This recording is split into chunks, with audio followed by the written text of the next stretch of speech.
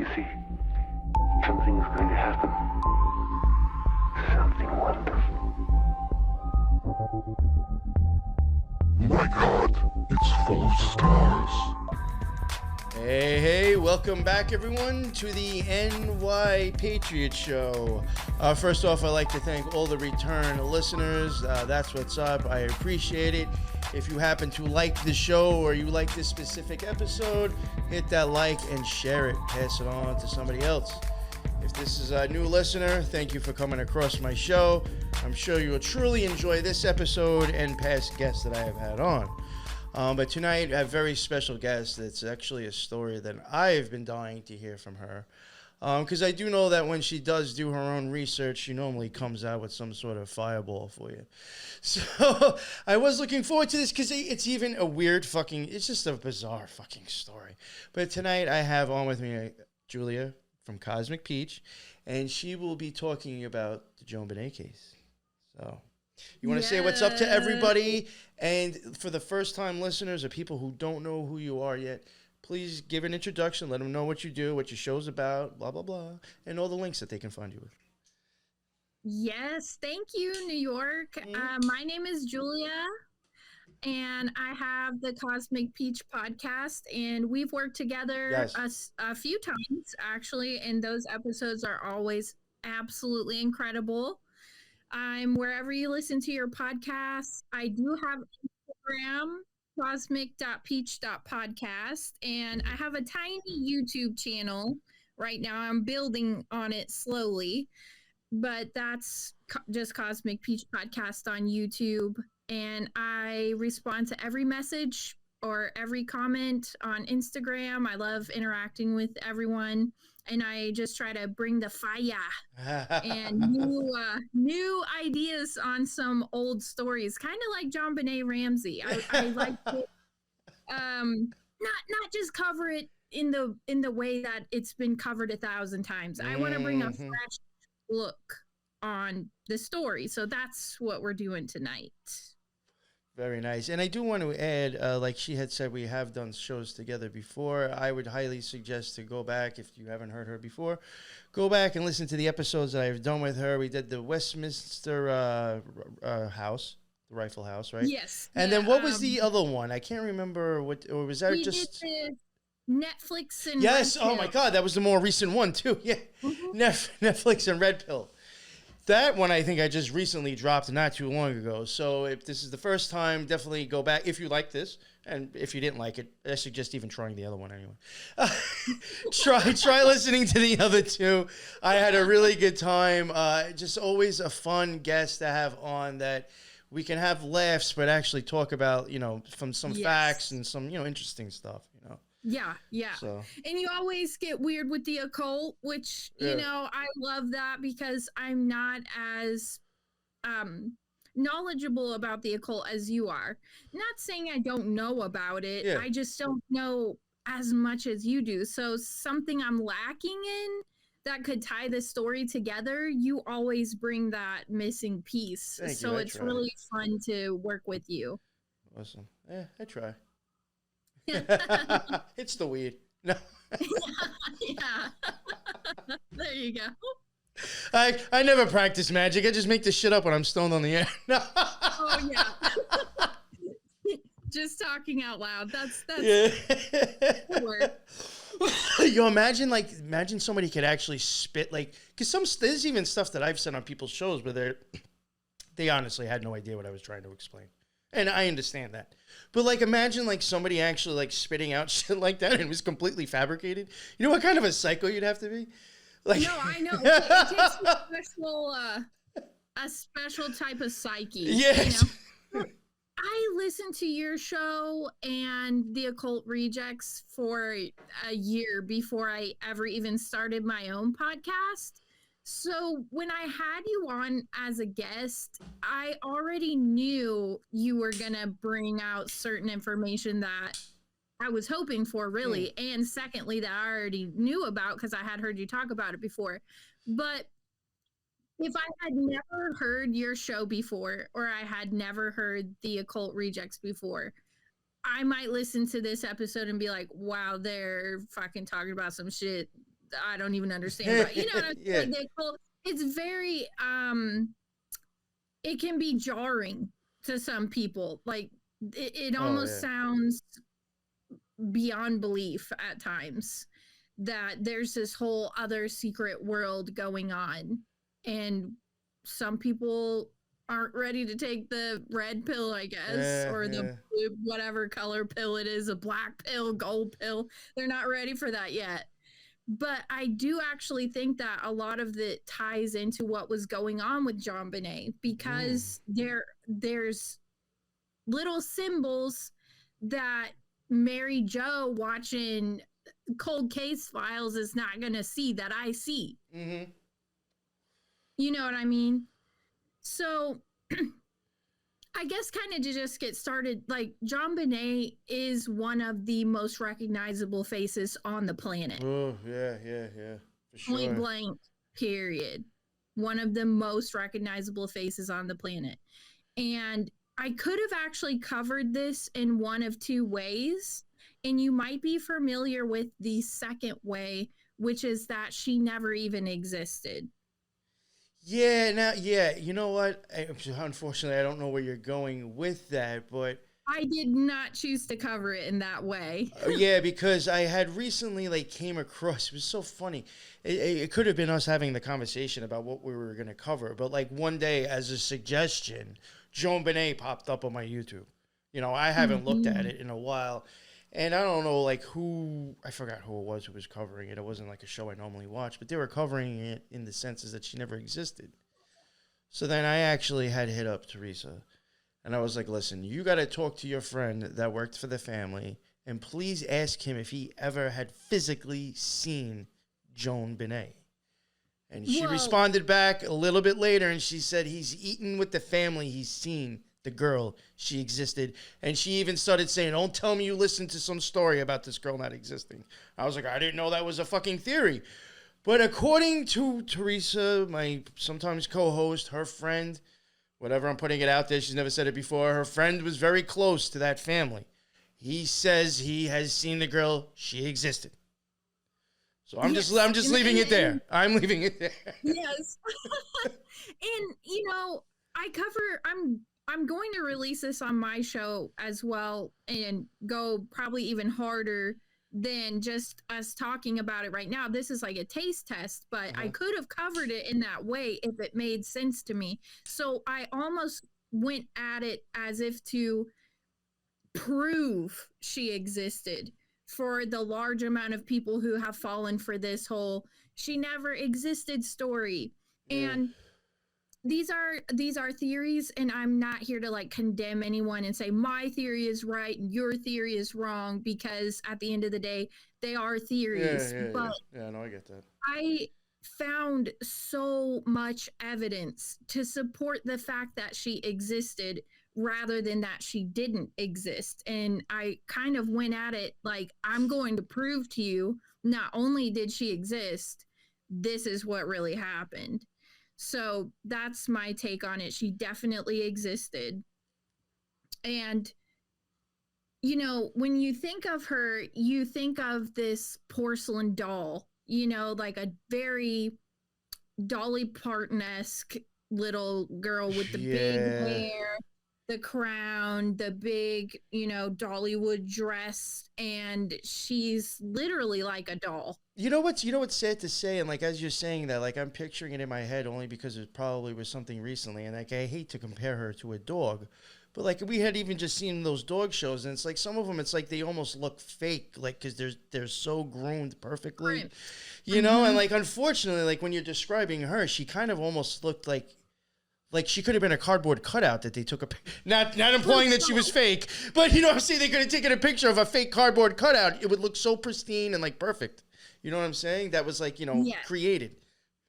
She looked almost like a glass doll, literally. Yeah. So that is by design. They did things to her to create that look, but we'll get into that in a little bit. But one of the first things I wanted to cover is that she was born on August 6, 1990. And I've hit you up so many times about the August thing.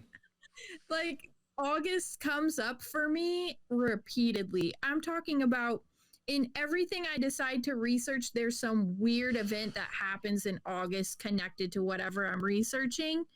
And again, we have JonBenét not only being born in August, but on the 6th day of the month, which I found significant considering that she also passed away at age 6 in 1996.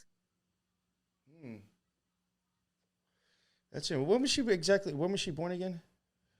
August 6, 1990. Oh, okay. Yeah. Oh, yeah. Makes sense. So she was also a Leo. I don't know if that's significant at all, but she was a Leo. A Leo, really? Mm-hmm. See, now Leo, that is actually interesting now with the whole 6 thing.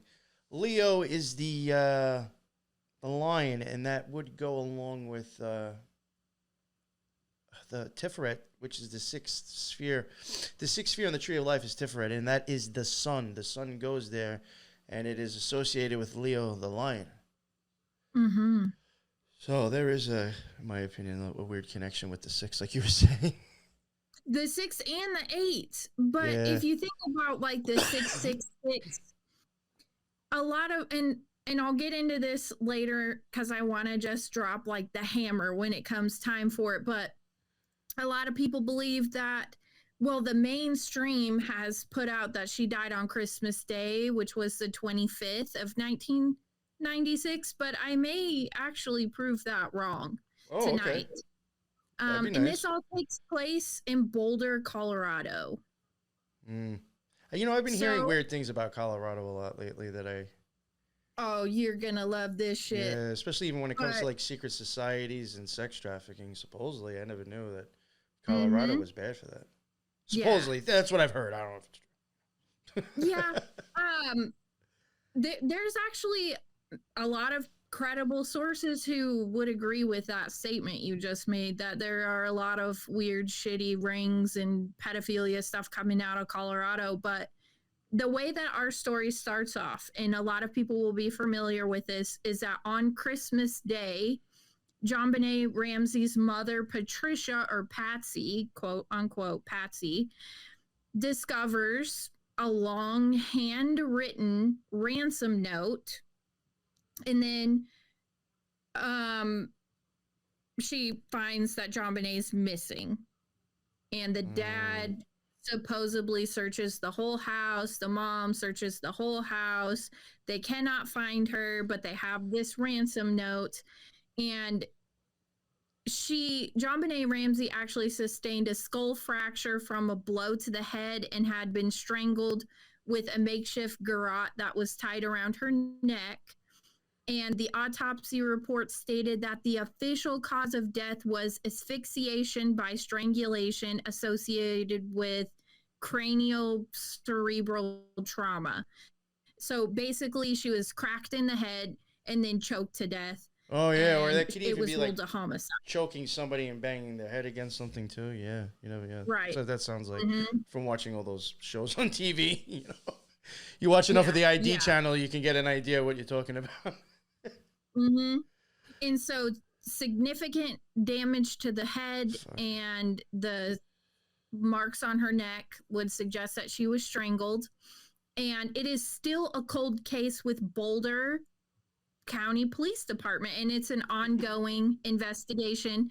And this is what sparks like the worldwide interest, because people love the unsolvable mystery. They want to figure out what happened to this little beauty queen, and they want to know what happened to this perfect little princess. Oh my God, who could have done this? And it's, in a way, the people who believe that JonBenét never existed, they say that the story was created to steal our energy and to keep us distracted, and it's basically like a big energy suck. But there's just too many inconsistencies with that. Like, I understand it's an energy suck, it definitely is, but it's actually easily solvable they just won't tell you what really happened because they can't tell you what really happened. So yes, it's an energy suck, but not for the reason that she never existed, but for the reason that they can't tell you why she died. Yeah. I wonder if people If start that making. makes sense. Yeah, no, totally. Yeah, no, I totally get that. I was like thinking. I wonder if like people started to. It probably wouldn't make a difference, but if like you started getting a lot of people neither contacting the police department or making a fuss out of like the case hasn't been, figured out yet. I wonder if it would ever spark the police department to even supposedly start actively looking again. You know what I'm saying? Like I'm surprised you've never even heard that happen. You know what I'm saying? I don't know. Well, they can't because they know what happened. Yeah, that's what I'm saying. So they're gonna have to like make up a story. Yeah, it's just gonna be shrouded in mystery forever. And one of the other points that the person who claims that JonBenét never existed makes as an argument to prove her case is that there's no record of JonBenét Ramsey's body being received by the coroner's office, and it turns out that 2 logbook pages that would have recorded the arrival of the body were stolen. They were literally torn out. So I'm talking about 1996.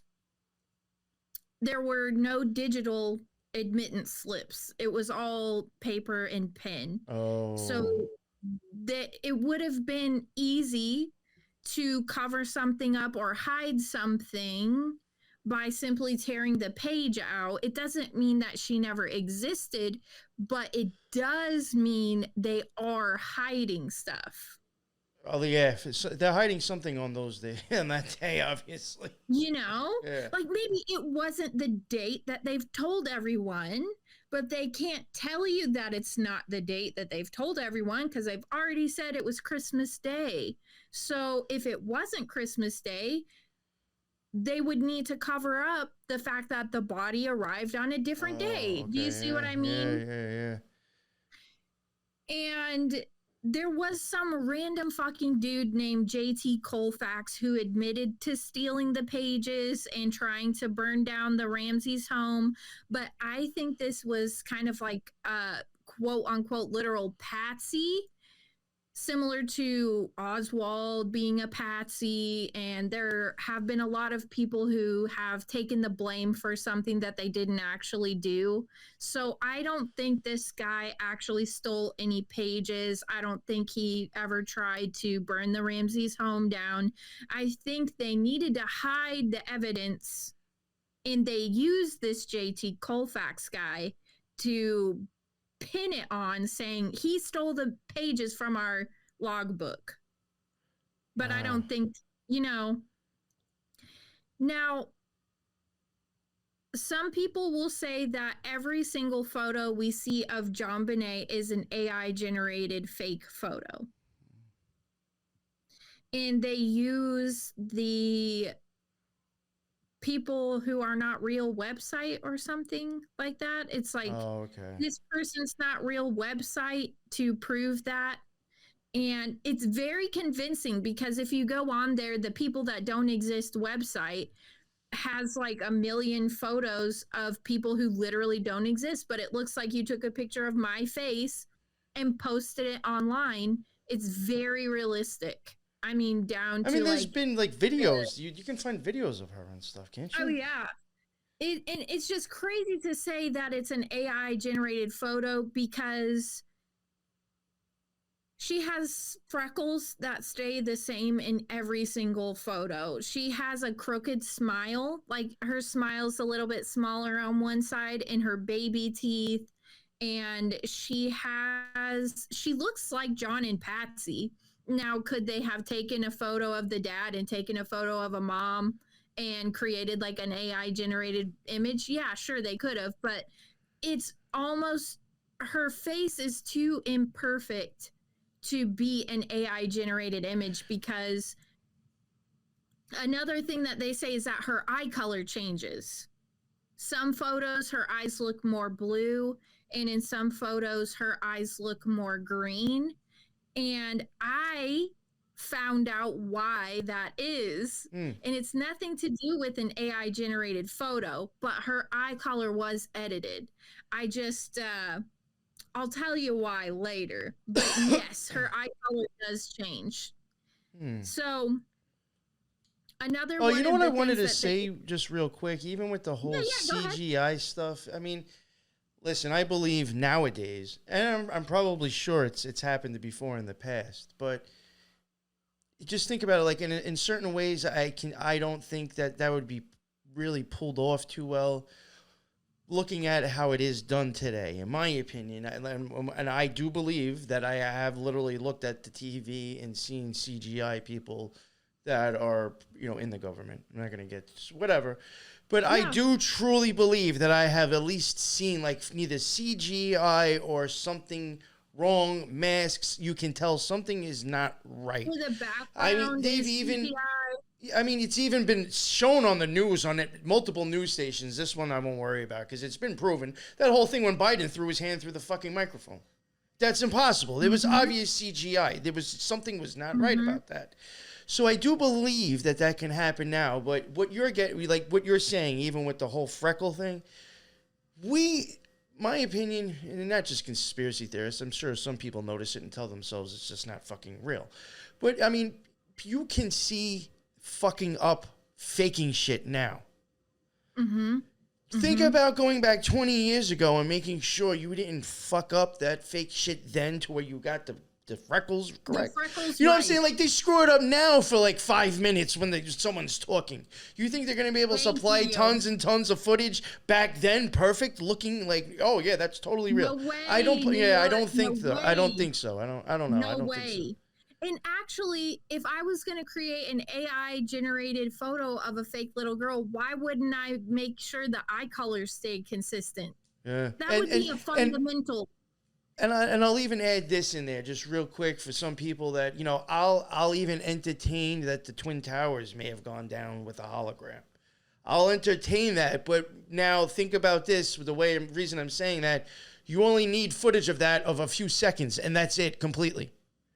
So people who think that is a hologram, yes, that may have been possible, but you only need to see 2 seconds, not multiple minutes of this girl's life dancing and doing things.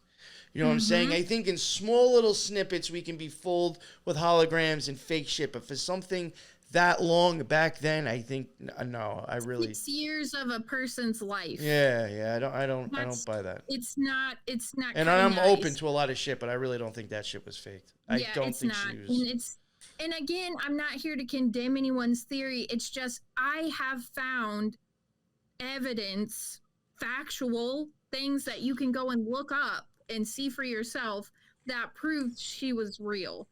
And there's even more as we go along. But so another thing that they use to say she never existed is that in the year 2000, the parents, John and Patsy, told Larry King in an interview that they had never laid eyes on an official death certificate, even 3 years after JonBenét died. And if you have ever lost someone close to you, you know you can't do anything without the death certificate. Unenroll them from school. You have to close accounts, anything like that. They're going to ask for a copy of the death certificate. So why this comes up is that they flew JonBenét's body from Colorado to Georgia to bury her. And so how the fuck do you expect a whole casket to get on an airplane with no death certificate? Like, that would not make sense whatsoever. You cannot make a move with a dead body without the official death certificate. So what I propose is that, and this is a grossly general idea, but if you owned a dog and you had the papers for the dog, right? They're AKC registered, whatever, and then you sell that dog, you also have to give them the papers for the dog, right? Yeah. So if JonBenét was sold into a prostitution ring, if she was sold into a government program, then John and Patsy gave their rights as her legal guardians to the program or to the the ring. They own JonBenét now. So it's funny when that she you're saying this. died- I don't know where you're going with this yet, but I was going to ask you, because I was just thinking of it now while we were talking about things. Have you ever entertained the thought that she's actually alive and they faked her death? I'll answer that question Okay, after all right. I get done with like the third page. All right, okay. All right. But you know, if she was sold into some type of other, I don't know if you want to call it a program or if you want to call it an actual like ring where they have several little girls, and maybe after JonBenét died, they got the death certificate and they just added it into their file cabinet of all the other little girls they did this to, kind of thing. Or got incinerated. So, yeah, I'm not surprised that they wouldn't have gotten the death certificate, and I'll prove that point here in a second. Because there's a lot of government involvement in covering stuff up that happened with JonBenét. And the only logical reason that the government would be involved in helping John and Patsy out and covering up information about this little girl's death is if they were involved. I mean, yeah. Because they have no skin in the game. If a random little girl shows up missing and it turns out that their dad whacked him in the head and then strangled him to death, they have no skin in the game. But if this little girl was a part of something much larger, it would make sense for them to have stepped in as many times as they did to cover shit up. That's a very good point. You know what I'm saying? Yeah, yeah. There was no government involvement covering shit up with Ted Bundy or any of John Wayne Gacy. Like, they weren't helping them out, covering up all the deaths, you know? But why this little girl? Why were they so involved in covering shit up with this little girl? And I have a lot of research on that. So another interesting thing I wanted to point out is that Nicole Kidman was married to Tom Cruise and filming the movie Eyes Wide Shut and living in Colorado when this murder occurred. Yeah, shut the front door. Yo! I'm bringing the fire! You didn't see that one coming. No, but yo, that is so crazy because that movie is basically. I think that movie is about that type of shit, though. It's alluding to child sex rings and pedophilia. That movie is alluding to secret societies and sex cults. Yeah, yeah. I think like. What else is funny about that? Sorry, you go ahead. You go ahead. Oh, well, I was just going to say what's funny about it is that in the movie Eyes Wide Shut, you have the child pedophilia thing with the little girl Helena, and you also have the black and white tile. You have all of the secret society little Easter eggs in Eyes Wide Shut that you would hope to find. But what's also interesting, and MK Ultra references in Eyes Wide Shut, but what's interesting is that we also see the black and white tile floor in the Ramsey's home. Well, that's also very occult, in my opinion, too, the black and white floor. Yes. I mean, that's like Freemason or like the black and white pillars. Yeah. I mean, that's why it was in Eyes Wide Shut, you know what I'm saying? Yes. Yes, that is why he used it, is because it is significant. And so we see that same black and white tile floor at the Ramsey's home. Now, yo, because that whole movie really does, like, you know, you know Sean McCann, right? Oh yeah, we talk all the time, me and yeah, Sean. he's really good with, you know, he gets at that with with that movie. And like the way he's pointed it out, I didn't even catch it watching it myself. But like I really do think there is something going on with them. Like the mother was groomed. He's been chosen. Yes. And the same thing's about to happen to the daughter. You know what I'm saying? And it's like, now when you're talking about possibly being involved in programs and then this movie and this shit, I was just like, what the fuck? This really sounds too weird. I would encourage any of your listeners, if they're not familiar with my work, I did an episode called Over the Rainbow, and I connect MK Ultra, The Wizard of Oz, and Eyes Wide Shut all together. I put a nice big ribbon on it. It's absolutely beautiful. And basically, what I say in Over the Rainbow is there is so many ties to the Wizard of Oz in Eyes Wide Shut, and it's because they use the movie Wizard of Oz as an MK Ultra program. Yo, you want to hear some weird fucking shit too? I just covered the number 17. I'm doing like a small series on it. I just recorded it earlier. It came out on the 17th too. I forgot, either July or whatever. 17th of 1900s. The Wizard of Oz was published on the day of 17.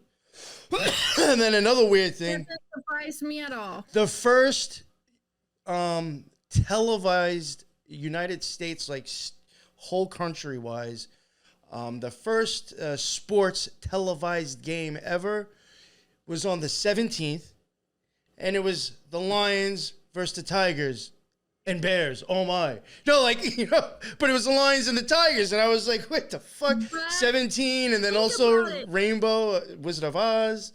Fucking weird. Think about it, though, New York, what I'm always saying about 8.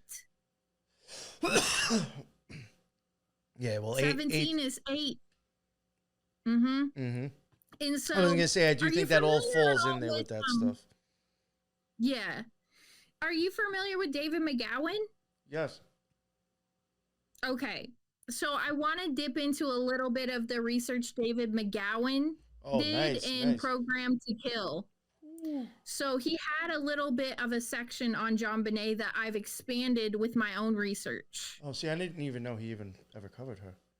Yeah, and it's fucking wild. So in Program to Kill, he even says, in death, JonBenét Ramsey looked more like the 6-year-old little girl that she was, way more than she did in life, because they sexualized the shit out of her. Lipstick, eyeshadow, blush, big hair, low-cut dresses, big dramatic. I mean, everything you would expect Dolly Parton to have on, except on a 6-year-old.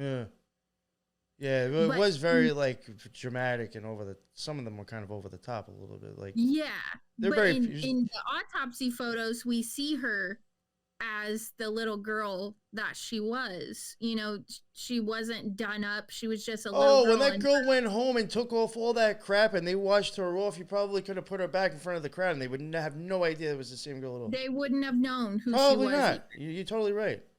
I mean, look at actresses and actors now. You ever sometimes, like, they'll catch one of them, like, on the streets, you know, like, you'll get, like, TMZ will catch them on the streets with, like, you know, looking like shit. And you're like, yo, that's who?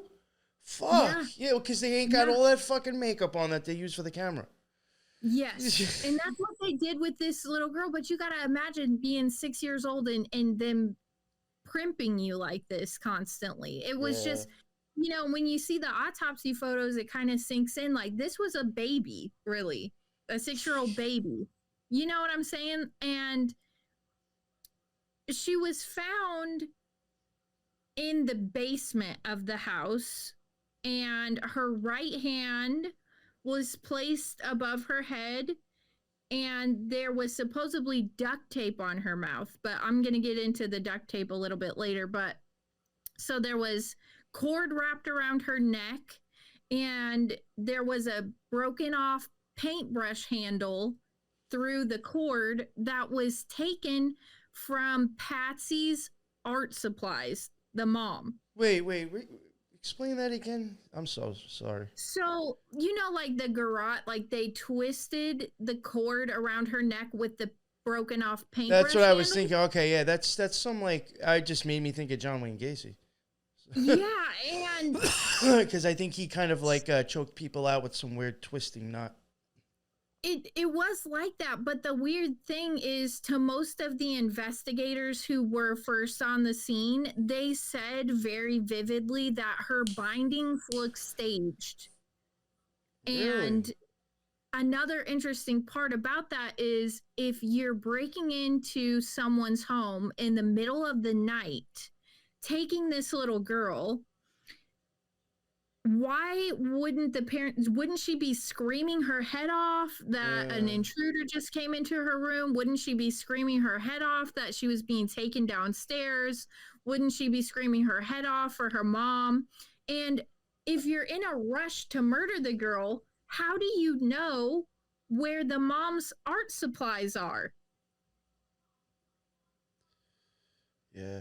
Honestly, for nobody to know, like you're saying right now, if they're already hear anything, in my opinion, I would think it would just have to be, again, this is just from the way I watch ID channel. My detective skills I've gotten from there.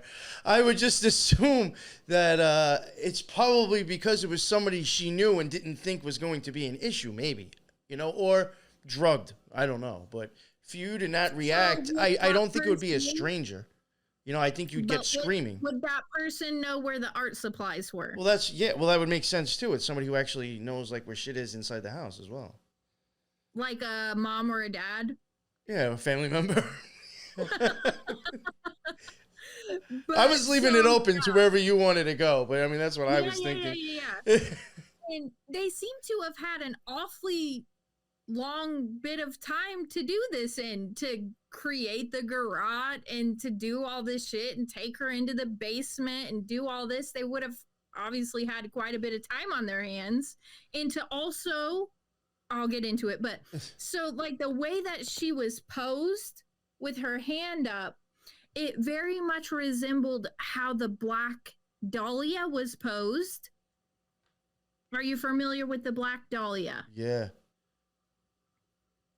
And I did a whole episode on the Black Dahlia on my show because the person who was responsible for the Black Dahlia is super into the occult and was practicing SRA with his own daughters. No. Yes. Jesus Christ. His name was George Hodel. Yeah, that's insane. I've never even, I don't think I've actually, I might be thinking of the different Black Dahlia.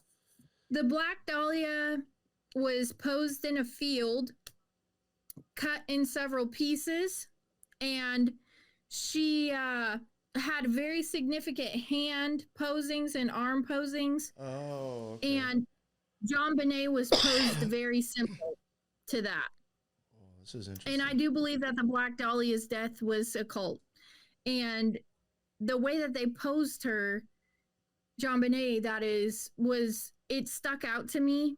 And another thing is, she was in white pajamas that were stained with blood, and inspection with a black light revealed that there was jizz on both of her thighs, and the medical report, the official medical report, made no mention of that whatsoever. So we have, number one, they're stepping in and covering some shit up. Why would they not mention that with black light inspection, there was jizz on this baby? Why would they cover that? So we have our first like covering shit up moment with the autopsy report. Man. And a lot of the investigators who showed up at the crime scene said that she literally looked like she had been redressed after death. See, like if that happened at my neighbor's house, the DNA that was left over would have been what caught the person who did it. Mm-hmm. If they needed to wait that long for the DNA results to figure out who did it. You They know what I'm had saying? DNA So testing back then, but yeah, they I'm just didn't saying, mention like, it at all. They didn't mention it at all that she had that. Yo, that's like And that's like the golden ticket. If cops get DNA now at a crime scene, they're like, oh. yes, they were all signed to a gag order, so they couldn't say it was literally like zip lips. You couldn't say anything about it.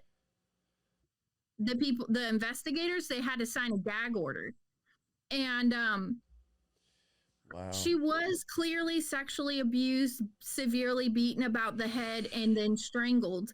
And rigor mortis had fully set in when the police arrived. And the police officers who went down in the basement when she was initially found said they could smell decomposition. Oh, no. So it wasn't just a few hours that she had been dead. Yeah. That takes a while for that to...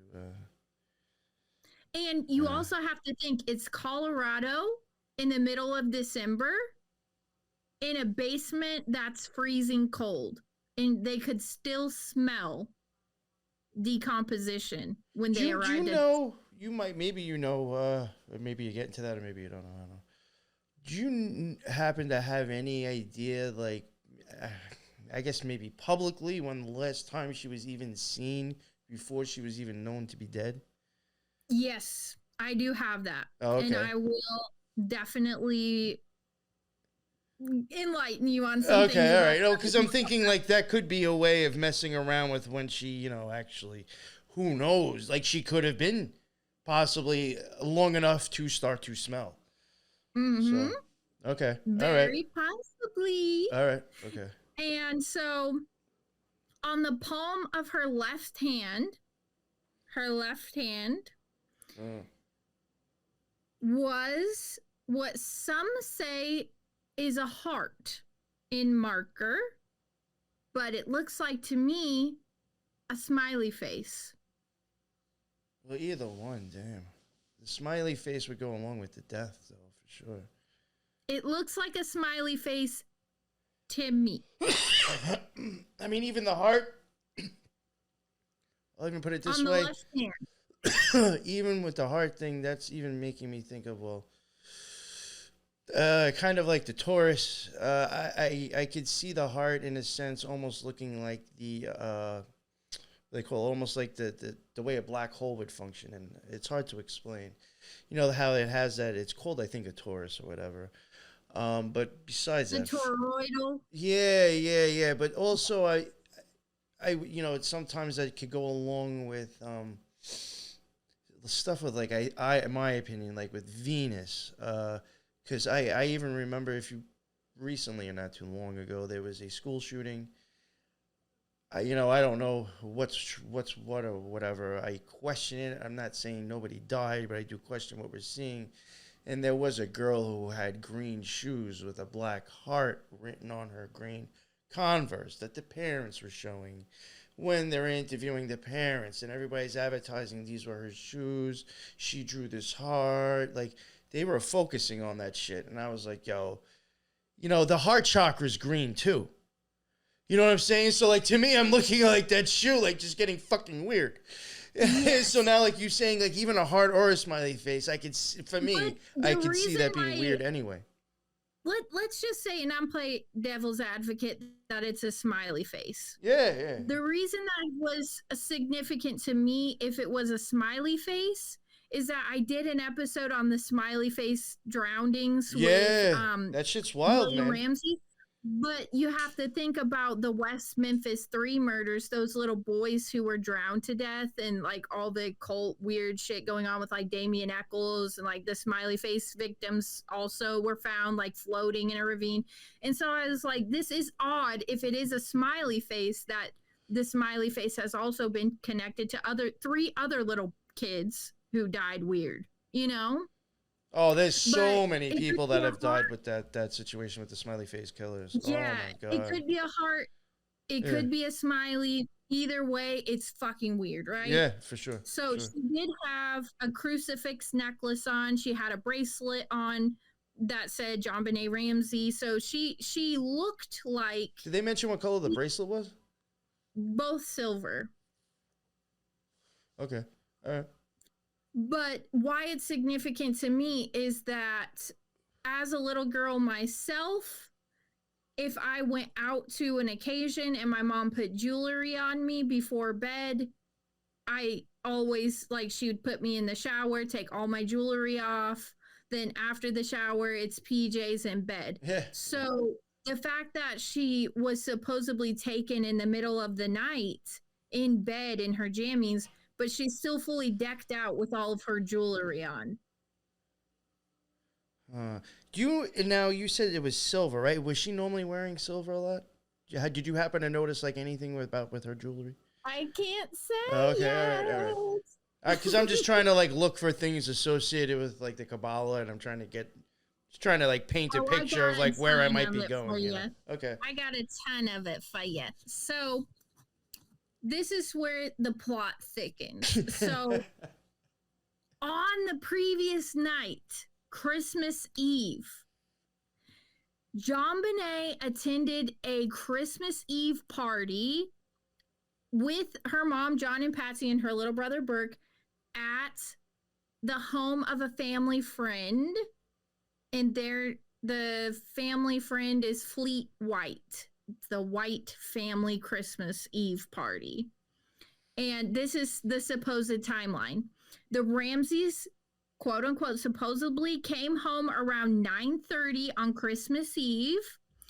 JonBenét Ramsey fell asleep in the car. They brought her in and put her straight to bed, and she was last seen alive at 10 p.m. by her parents.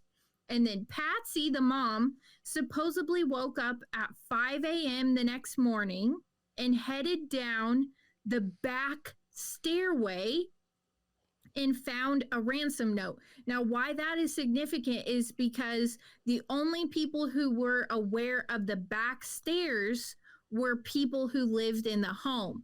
So the fact that the ransom note was found on the back stairway where only the people who lived there knew that it existed is weird. And so she finds the ransom note, she reads it, and then she discovers that JonBenét Ramsey is missing. This is supposedly, okay? And then at 5:52 a.m., almost an hour later, she places a 911 call to police.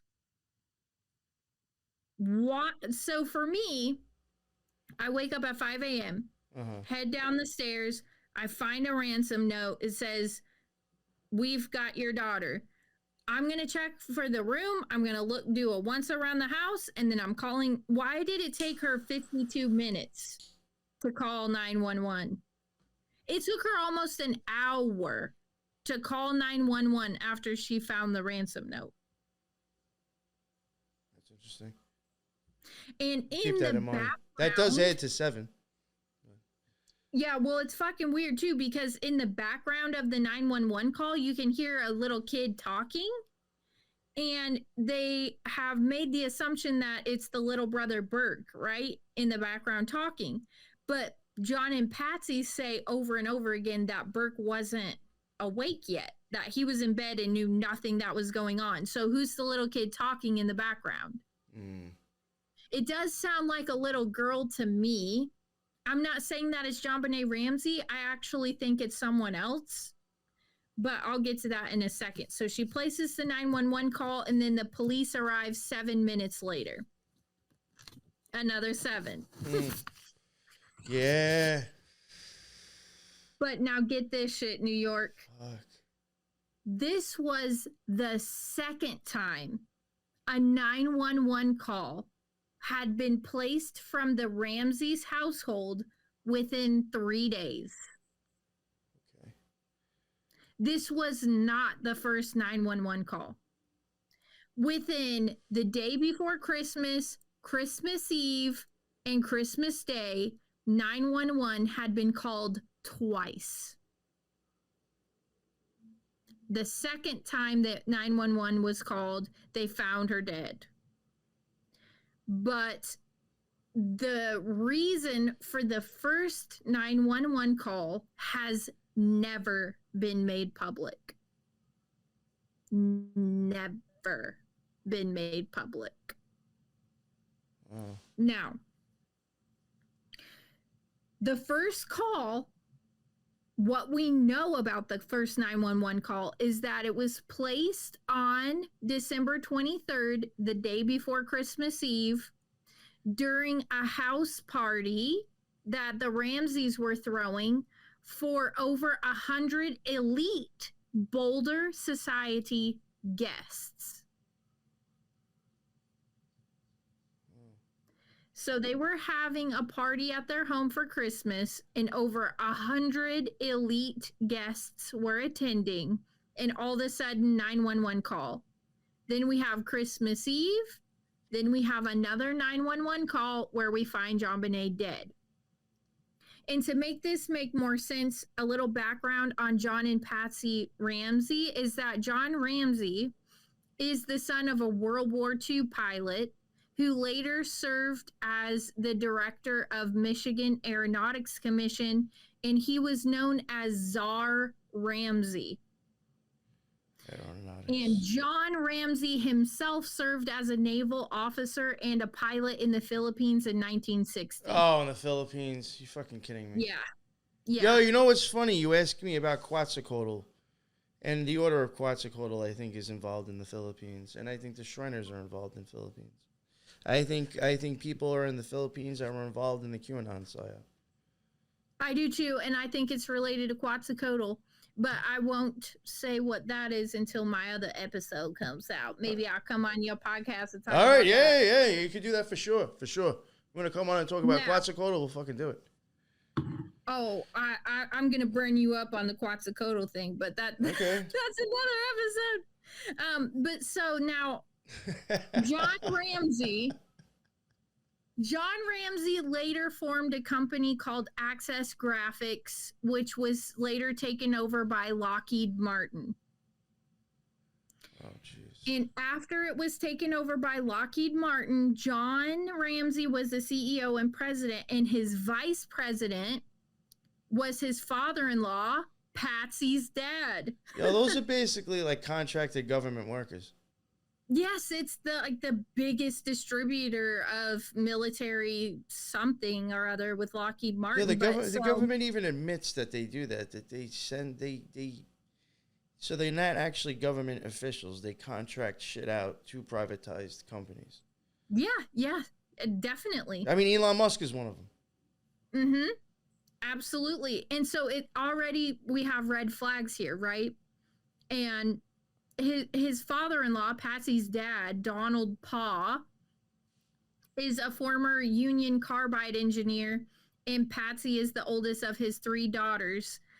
But so someone described Patsy's family, like this Donald Paw guy, the mom, all 3 daughters, as being insular, super fucking weird, very private. But then we have Patsy, the oldest daughter, is also a former beauty queen. Like, I'm talking pageants galore, New York. Really? She won Miss West Virginia. Oh, shit. Like, she won Miss West Virginia, the whole state of West Virginia. And the judges said that Patsy Ramsey, and this is a direct quote, was a little automaton, like a robot. Oh.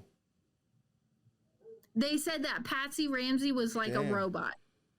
And someone else said that Patsy Ramsey got with John because she liked to be controlled. And that, okay, like, I'm not saying that you can't have kinks or whatever. Oh, yeah, but I was already thinking beyond that. They're already setting you up to think like she's got an empty head. Yeah, right? yeah. I was thinking of that, yeah. Yeah, she's just a controllable, easily manipulated. That could be like an MK Ultra slave. Like an MK Ultra slave. And then her dad is like a Union Carbide engineer. The mom is completely elusive. We don't know shit about the mom.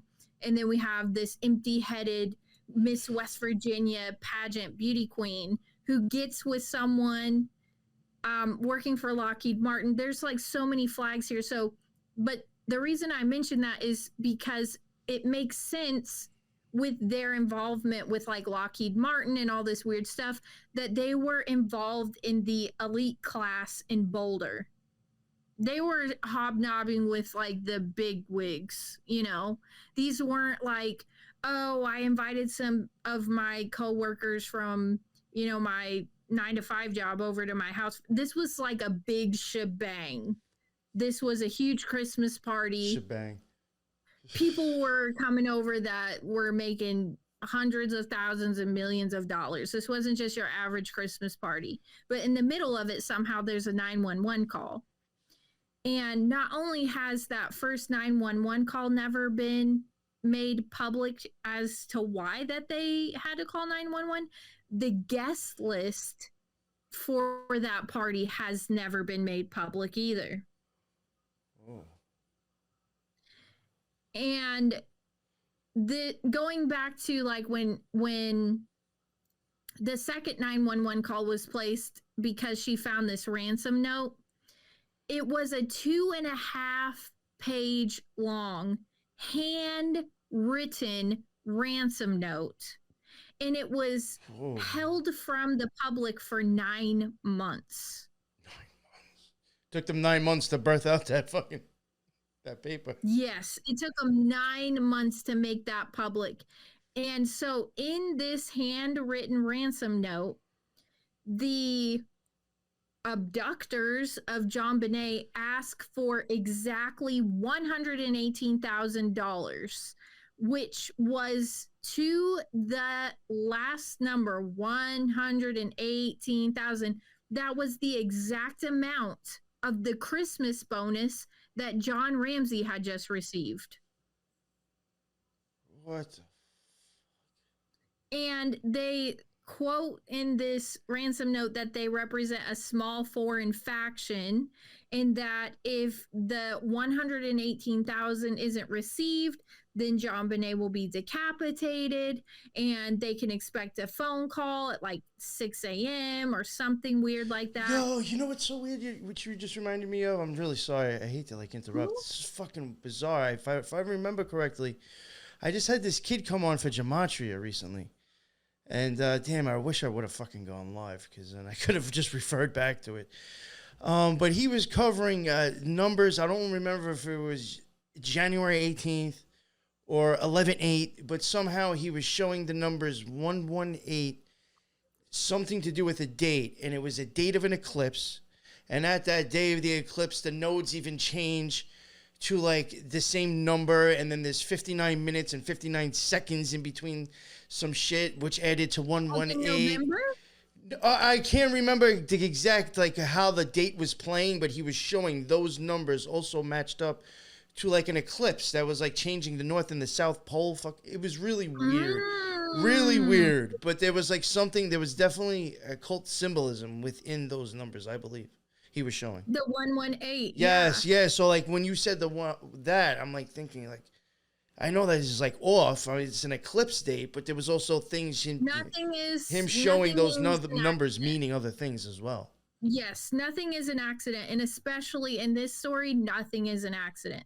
So it's good that you brought that up, because there's another solstice weird thing going on with this as well. So the numbers definitely matter, and so. All right.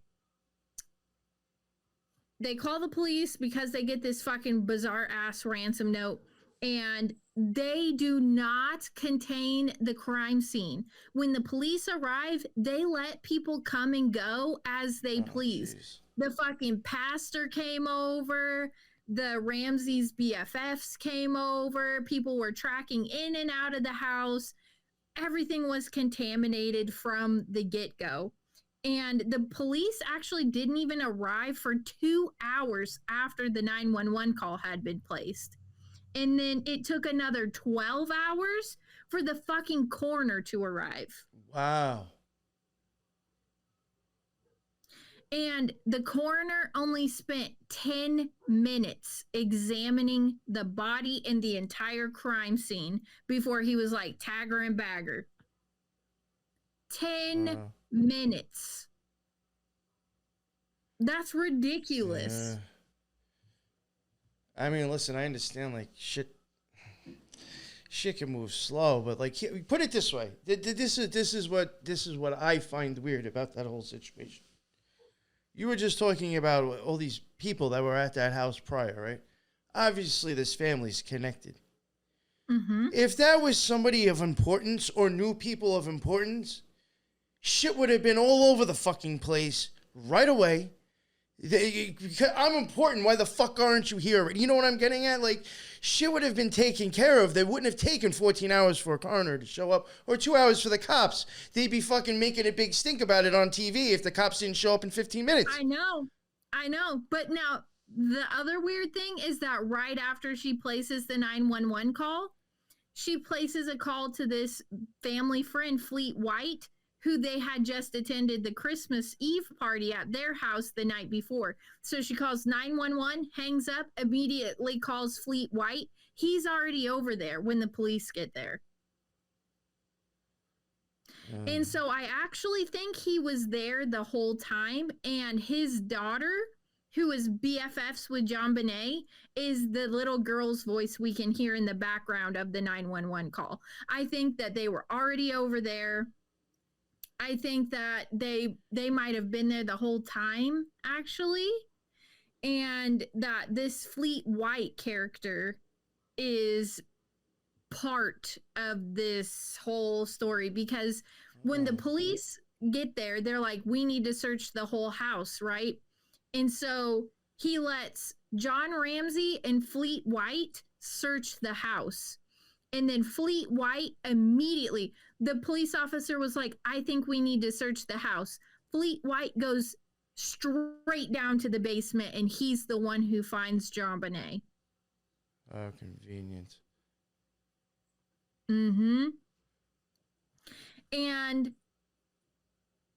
so they find JonBenét, they bring her up, and the police officers, each and every one of the police officers said that they were completely disturbed by the way that John and Patsy were fake crying and looking at each other, and then like looking around the room to see who was looking at them. And they never once comforted each other. They never once hugged each other. They never once consoled each other. And never once did actual tears come out of their eyeballs. They were moaning and like that, but they neither one of them actually cried when they found her dead body. Yeah, you know what I think is, yeah, that whole situation's just screwed up. I put this in real quick. I looked up this guy Fleet White, and I don't know why.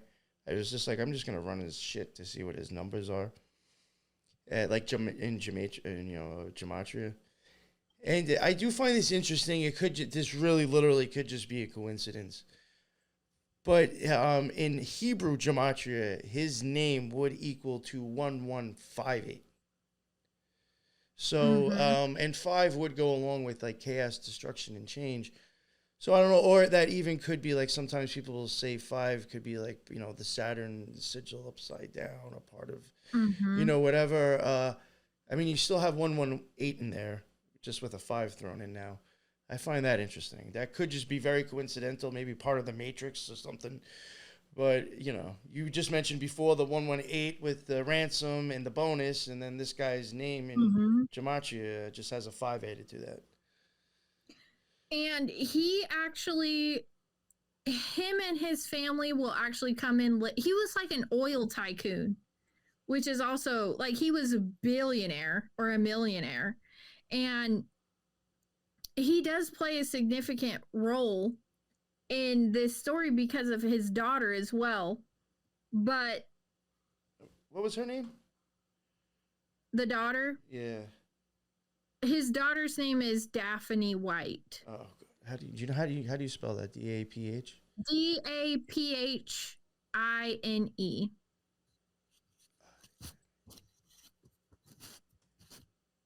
D-A-P-H-I-N-E, you said? D-A-P-H-I-N-E. Okay. I just wanted to see that real quick. Okay. All right. Sorry. Continue. No, yeah, you're good.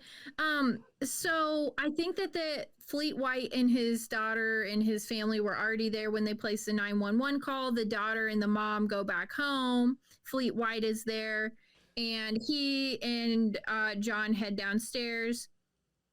They make the discovery of the body, and so after the discovery of the body, they come out with all these possible suspects, and they mention this guy named Bill McReynolds. I think it's a red herring, but they actually come up with 160 people on like their self-serving suspect list.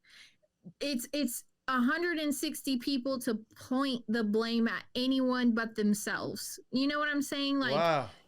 It was like, how do you get 160? How was there 160 people in that area at that time to even possibly, you know what I'm saying? That's what I'm saying. Like what kind of populated area is this where like a possibility of 160 random people to choose from were even around to walk around that area? You know what I'm saying? To be able to just get in and out like that. And they literally pointed the blame at 160 people to divert attention away from themselves, which I, of course, will, Well, that adds to 7 also. That they were definitely involved, but I mean, what? So there was no footprints around the house, like no footprints up to a window, no footprints up to like a back door. They found no footprints, even though it was like fresh snow. There should have been footprints. There was no sign of a forced entry. And the reason I mentioned no footprints is because whoever came into the house from the walkway, which would have been somebody who lived there walking into the house. So the intruder, quote unquote, used the walkway and came in the front door and did not use forced entry. And now, why I also mentioned that is the ransom note was torn from the Ramsey's own legal pad, and a nearby pin in the kitchen was the writing instrument. And on the first page of the legal pad was a fucking rough draft of the ransom note. Oh, come on. And it had all the proper punctuation and spelling. So you're telling me an intruder breaks in through the front door, goes upstairs, gets the baby girl, she's not screaming her head off, goes downstairs, writes a 2.5-page long ransom note. It's like, scratch that. No, I missed the I, didn't dot the T. Oh, wait, yeah. So wait. Yeah. That's something I want to actually point out. Now, the stuff that it was written on is proven to be from paper inside that house. Yes, and there was a rough. So then they could. So then they didn't write it and bring it with them, right? I would assume. No, it was written on the Ramsey's own legal pad with the Ramsey's pen. You may have had to have actually maybe spent time writing that there. There's a good possibility. That is a lot of time. And then why spend the time writing the 2.5-page long ransom note if you've already killed the girl? Oh. Yeah. You spent time to find a legal pad, find a pen, write a rough draft, then write the ransom note, then kill the girl, then escape. No, I think it was all written after the fact.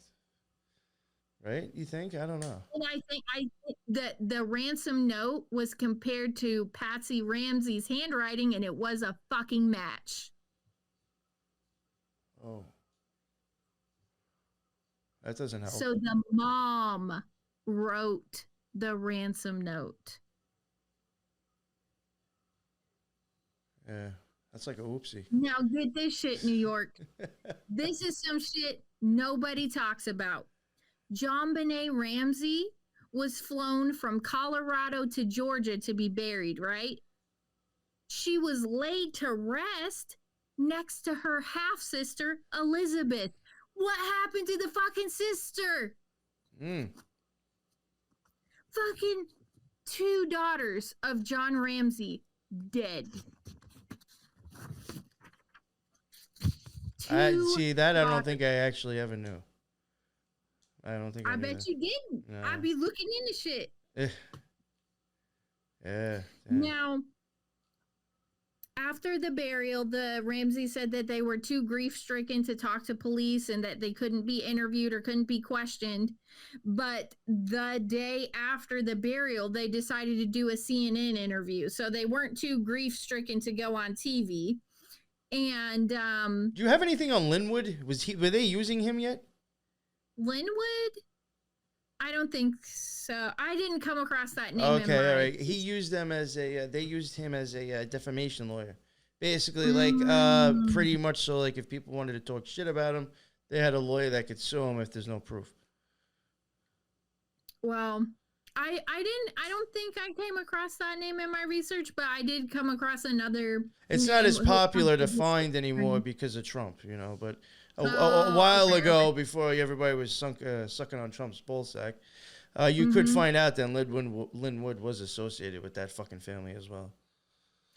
But that's another thing. Teresa's friend, this is proof right here. Teresa's friend told her straight up. She said he is sitting down and eating dinner with Linwood at their house. So this guy fucking exists. Absolutely. And he's a lawyer, and he was at their house. The thing is that this kid, this Linwood, this kid that Teresa knows also doesn't really come up with any wild ideas or things. Or, you know, he's kind of dumbfounded about the whole thing. So I don't even think like he's thinks much of it. You know what I'm saying? Or is making this up. I don't think he's making this up to like sell something, because the kid won't even come on the show and talk about it because he just is weirded out about it. But he has said that Linwood for sure was there, because I had even asked, you know, as soon as Teresa told me that she had somebody who knew the family, I started asking her a bunch of questions. She's like, oh yeah, Linwood. She's like, I already know. Like, yeah, he's definitely. She's like, she's told me stories about Linwood. Mm-hmm. I was like, fuck. I was like, dude, I knew it. I was like, I knew that fucking dude was associated with them. And the whole QAnon fucking conspiracy people are all up on this guy. And he was involved with one of the shadiest fucking things ever. It's all batshit crazy.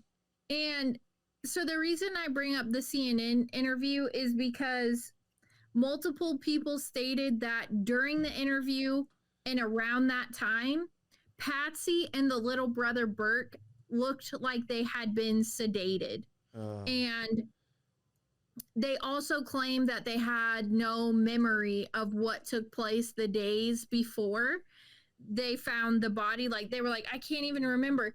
And if you know anything about MK Ultra, you know that sedation and deprogramming usually occur. Like, they deprogrammed Buzz Aldrin and Neil Armstrong, and they literally, when they tell you they can't remember or they get all weird when you interview them, it's because they literally don't remember because they've been deprogrammed, and sedation is a part of that. So the fact that they shielded Burke and Patsy seemed all like out of her head is because she was going through deprogramming. So like if she was questioned, she literally wouldn't know what happened because they removed the memory from her head. So she couldn't appear to be lying because she really didn't know what happened because she had been deprogrammed. And the reason I say that is because a couple of years ago, it's probably been a while ago, Burke Ramsey was interviewed on Dr. Phil, and he kept diverting. He was fidgety. He was laughing and smiling the whole time. And if you know about MK Ultra, when you press someone who's been programmed or deprogrammed and you're pressing them, they do show obvious signs of like, you get like disassociation. Kamala Harris or AOC. Yeah, well, yeah, they literally kind they of just like fucking laugh and have no answers to anything. They laugh and they smile, and that's what we see with Burke Ramsey. He's literally been through the program. All of his memories have been removed. He might remember his sister, but he doesn't remember what happened that night because he was sedated and then deprogrammed. And I know that. I know it because I've seen it over and over again, and I can tell the signs. You dropped out though. Sorry about that. I'm getting too close to the truth, so they're shutting my Wi-Fi off. You might leave that in so the viewers can see that I'm getting fucking close to something right here. Yeah, that is funny though. Yeah, it did seem like the shit just got shut off. I was like, oh, lost you on that one. Yeah. Yeah, you glitched up and everything. Your audio went out and everything. I'm about to get into the biscuits and gravy, so they're trying to shut my shit off. You know what, too? I was just getting ready to tell you I already shut it off because I was like, I don't know, maybe I'm doing too much on my end because I'm using the laptop. It's fucking fried out. But I did find the video and I was going to show it, but now I'm afraid to like try to even whatever because of the Wi-Fi connection as well. I did find a video. You can find Linwood on YouTube on an interview on a television station, interviewed about being the lawyer for the Ramseys. So even for the listeners or even for you, I'm sure I could probably find the link again. But I mean, maybe I'll throw it in the notes if I remember, or else, and I'll send it to you if you do want to see it. There is proof of him on the news actually being a lawyer for them. So I'm not making it up. The kid isn't confused. Yeah. Makes sense. Yes. But so after the CNN interview, that's when the pageantry footage started rolling out of JonBenét Ramsey and all these different pageants, and that's how we know her is like this little beauty queen, the pageant thing, everything. And so there's some research that has been done into like this whole kitty pageant thing by this guy named Steven Singular. Are you familiar with him at all? I don't think so, no. So he looked into the kitty pageants and he found this whole underground kitty pageant, quote unquote, ring where they're taking these little girls like 6 years old, 7 years old, or even younger. And they're bleaching their hair, they're capping their teeth, they're letting them get plastic surgery, they're using duct tape and taping their little boobs together to make it look like they have cleavage. They're doing the whole thing. And I'm talking like 6 years old and even younger sometimes they're doing this. And then they're photographing these girls and selling the videos and photos. And JonBenét Ramsey is just one in the estimated 250,000 girls who are a part of this $1 billion a year business. Holy fuck. And so Steven Singular found this whole circuit. It's like an entire underground pedophile world. And just to prove my point on the whole pedo thing with the pageants, the autopsy report was released to the public in a severely redacted form. But the original autopsy report made mention that JonBenét Ramsey had suffered from chronic genital inflammation and that there was foreign matter inside her vagina, and that she also suffered from epithelial erosion, which would be like penetration over and over and over again. Oh, Jesus. And one of the detectives stated that the medical examiner told him that someone had definitely had sexual contact with JonBenét Ramsey before her death, but it was not included in the official report. And the medical examiner also stated that JonBenét Ramsey's vaginal opening was twice the size of a girl her age, and that it suggested chronic abuse. That's fucked up. So again, this whole underground kitty pageants thing and the whole dressing her up and doing all this sexualization it makes sense, especially for their elite status in the community, that they would be involved in some fucking underground shit like this. And so you would think that somebody would have noticed that she was getting abused. Like someone may have seen like some telltale signs that she was getting abused. And they questioned her primary care doctor. And her primary care doctor stated that they never saw anything, quote unquote, they never saw anything. But then why is there record of JonBenét Ramsey going to her primary care doctor 27 times within just 3 years? Oh, that's at least 9 times a year.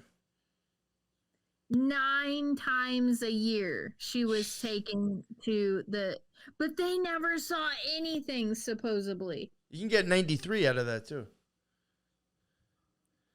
Think about 9 it, New times York. a year for 3 years. 9 and 3. Yeah. Which again, Oh, and then you proves get my 27. You get 27. Then you can get 3 times 9, 27, and that's the age that all those famous rock stars die at. Yeah.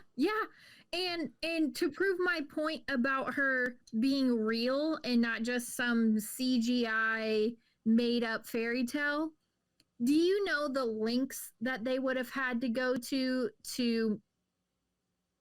cover up some fake story they made up? A fake doctor, a fake medical examiner, fake police officers, fake detectives, fake newspaper articles, fake teachers, fake. I mean, they're not going to go to those type of lengths to create a fake story. It would be so much easier to kill a real girl and cover up evidence than it would be to have fake police officers, fake detectives, fake medical examiners, fake primary care doctors that have seen her since birth, fake teachers, fake. Like, why would they go to such lengths to create a fake story around a fake quote unquote girl when they could just kill a real girl and sweep a few things under the rug and just leave it an open case? That doesn't make sense why she would be fake. Do you know how many people they would have had to given a script and hired to say certain things? And if they were going to create a fake girl, then why would they have her going to the doctor 27 times in 3 years? Wouldn't they have just said she went once a year for an annual checkup, everything was great, good to go? Why would they? Yeah, I could see, maybe even 5 or 6 times. Maybe got sick once or twice, went for fucking, who knows? But that's a lot, I think. Yeah, and to make it such a huge number like that, 27 times, if they were going to create a story around a fake girl with a fake primary care doctor who never saw any signs of abuse, wouldn't they have just made it like twice, 3 times a year she was seen? What's with the excessive doctor visits and the redacted autopsy report and medical examiner? It doesn't make sense. I mean, that's really think about it. That's 9 months out of the year that girl probably went to the doctor once, one time. That's a lot. And to mention your statement about the attorney, I did find that there is a severe conflict of interest because not only was the attorney that represented the Ramseys involved with the business of John Ramsey, the district attorney was also involved in the business of John Ramsey. They had stock in his company. Oh. So that is another severe conflict of interest. You got your attorney and your district attorney involved in your business. And people have come out and stated possible motives for why John and Patsy might have killed JonBenét. And one of those theories is that the mom, Patsy Ramsey, had like a nervous breakdown and snapped because JonBenét was a chronic bedwetter. And I do not think that that is what happened, but if she was known to be a chronic bedwetter, I just want to mention that a lot of victims of sexual abuse do wet the bed. Yeah, I've heard that too. Not saying that if you're a normal person and you wet the bed as a kid, then you're sexually abused, but in most cases of child sexual abuse, they do wet the bed chronically, the way JonBenét was quoted to have wetted the bed. Gotcha. And what I think happened, based on even some of the research from this Stephen Singular, who looked into the kitty pageants, is that I believe that she was killed in relation to her involvement in the child sex trafficking, prostitution rings ran by these elite class circles. And that John and Patsy really just acted as pimps for JonBenét. Oh.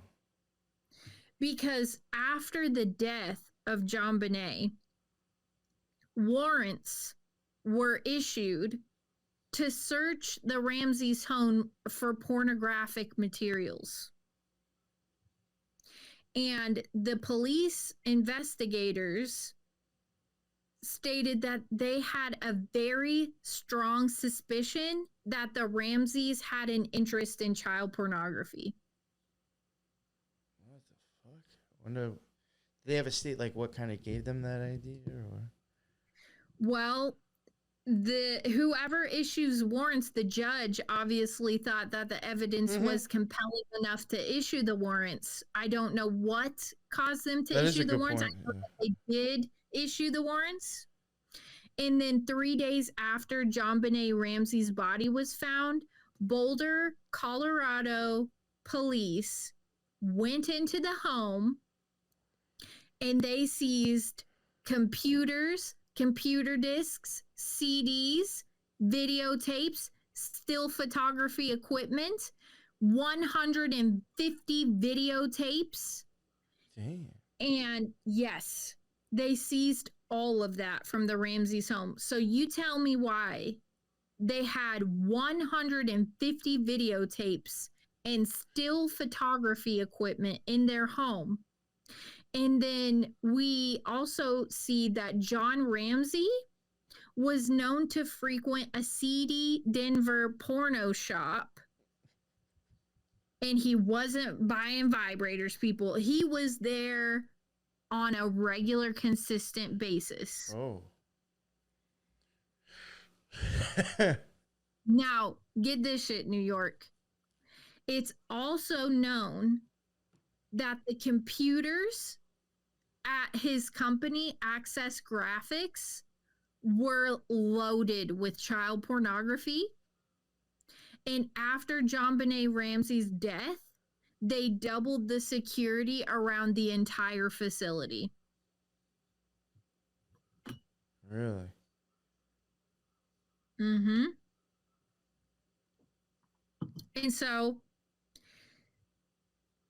along those same lines, there was this psychiatrist who came forward after JonBenét's death, and she was trying to talk to people about a pedophilia ring that was being operated in the Boulder area, and even identified one of her clients as a survivor of the pedophilia ring.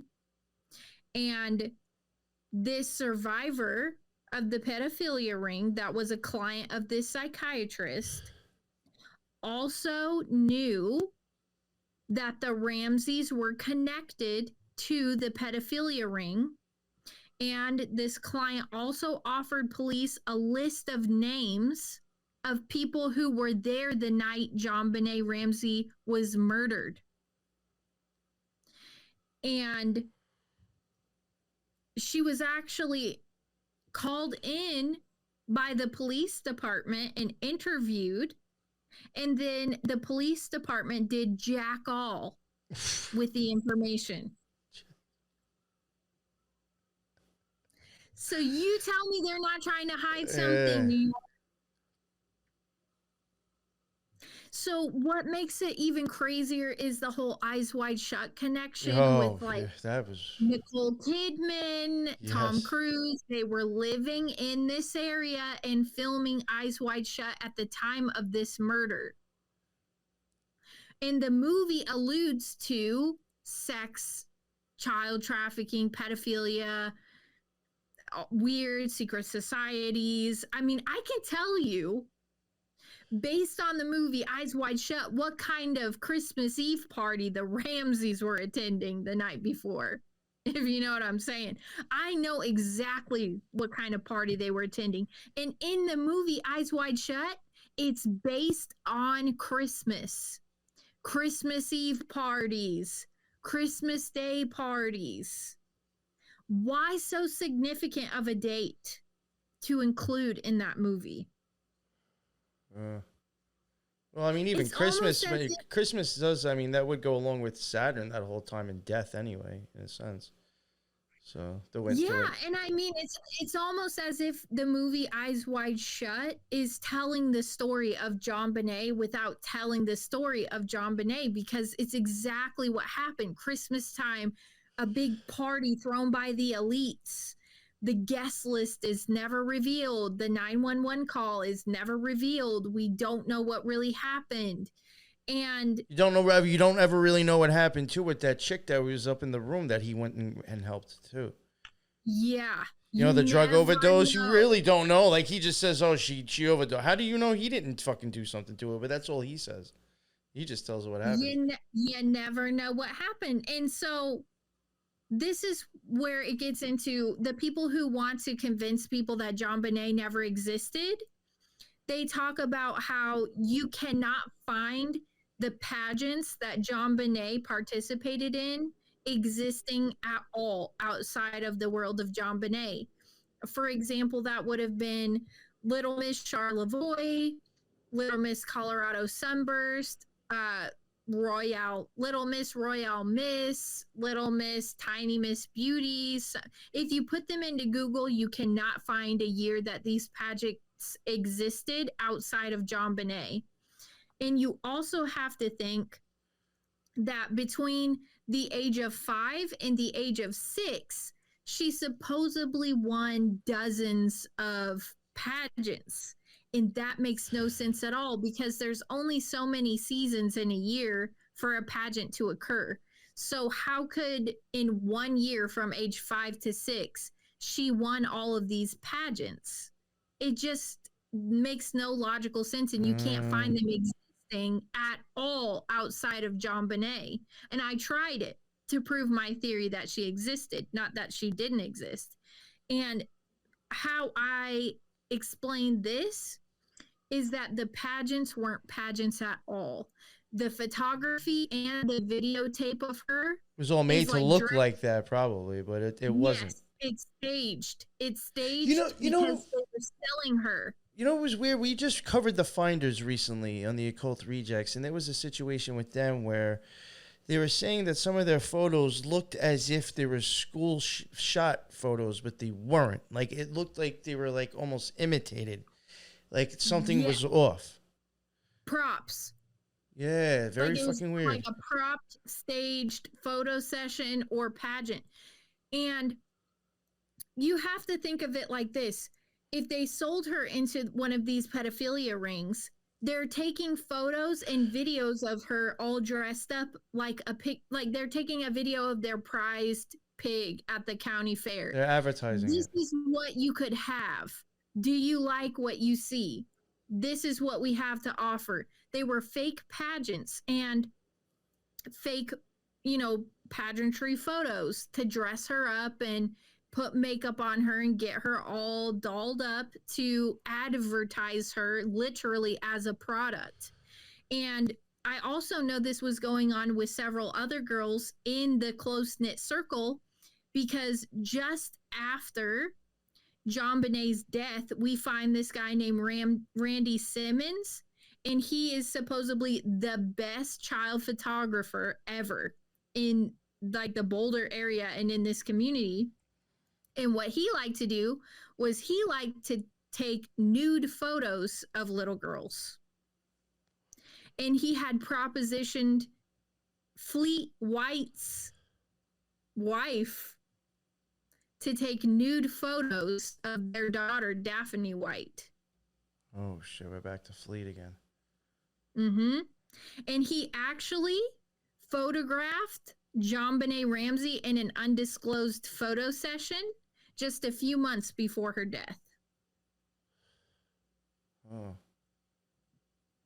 So again, they're dressing these girls up. Daphne White, JonBenét Ramsey, all these little girls in this circle were probably being photographed and propped up in fake pageants, and we're gonna take you to a pageant and dress you up, and they take videos. They got all their friends there. It's very much like a staged production as part of the advertisement, right? And there were the Wonderland raids, quote unquote. The Wonderland raids basically swept through America, and one of the men arrested during the Wonderland raids for child pornography was a man named Richard Bruce Thomas, and he lived in Fort Collins, Colorado, not even an hour from the Ramsey's home. And this Richard Bruce Thomas was found shot to death in his home, and it was ruled a suicide. And they kind of rifled his house and pulled everything out of it, all of his photographs. I mean, oh, shit. Again, New York, I'm telling you. And there was there anything ridiculous about the suicide that you happen to remember? Like, was it even almost like questionable if that, like, was that possible murder? It was the type of shot to death where you couldn't have shot yourself in that way. But I also forgot to mention the Randy Simmons guy who liked to take nude photographs of child pageant stars that photographed JonBenét right before she died. Get this shit. Right after JonBenét's death, this Randy Simmons guy left his wife and child in Denver, went on the run, and nobody knew where he went.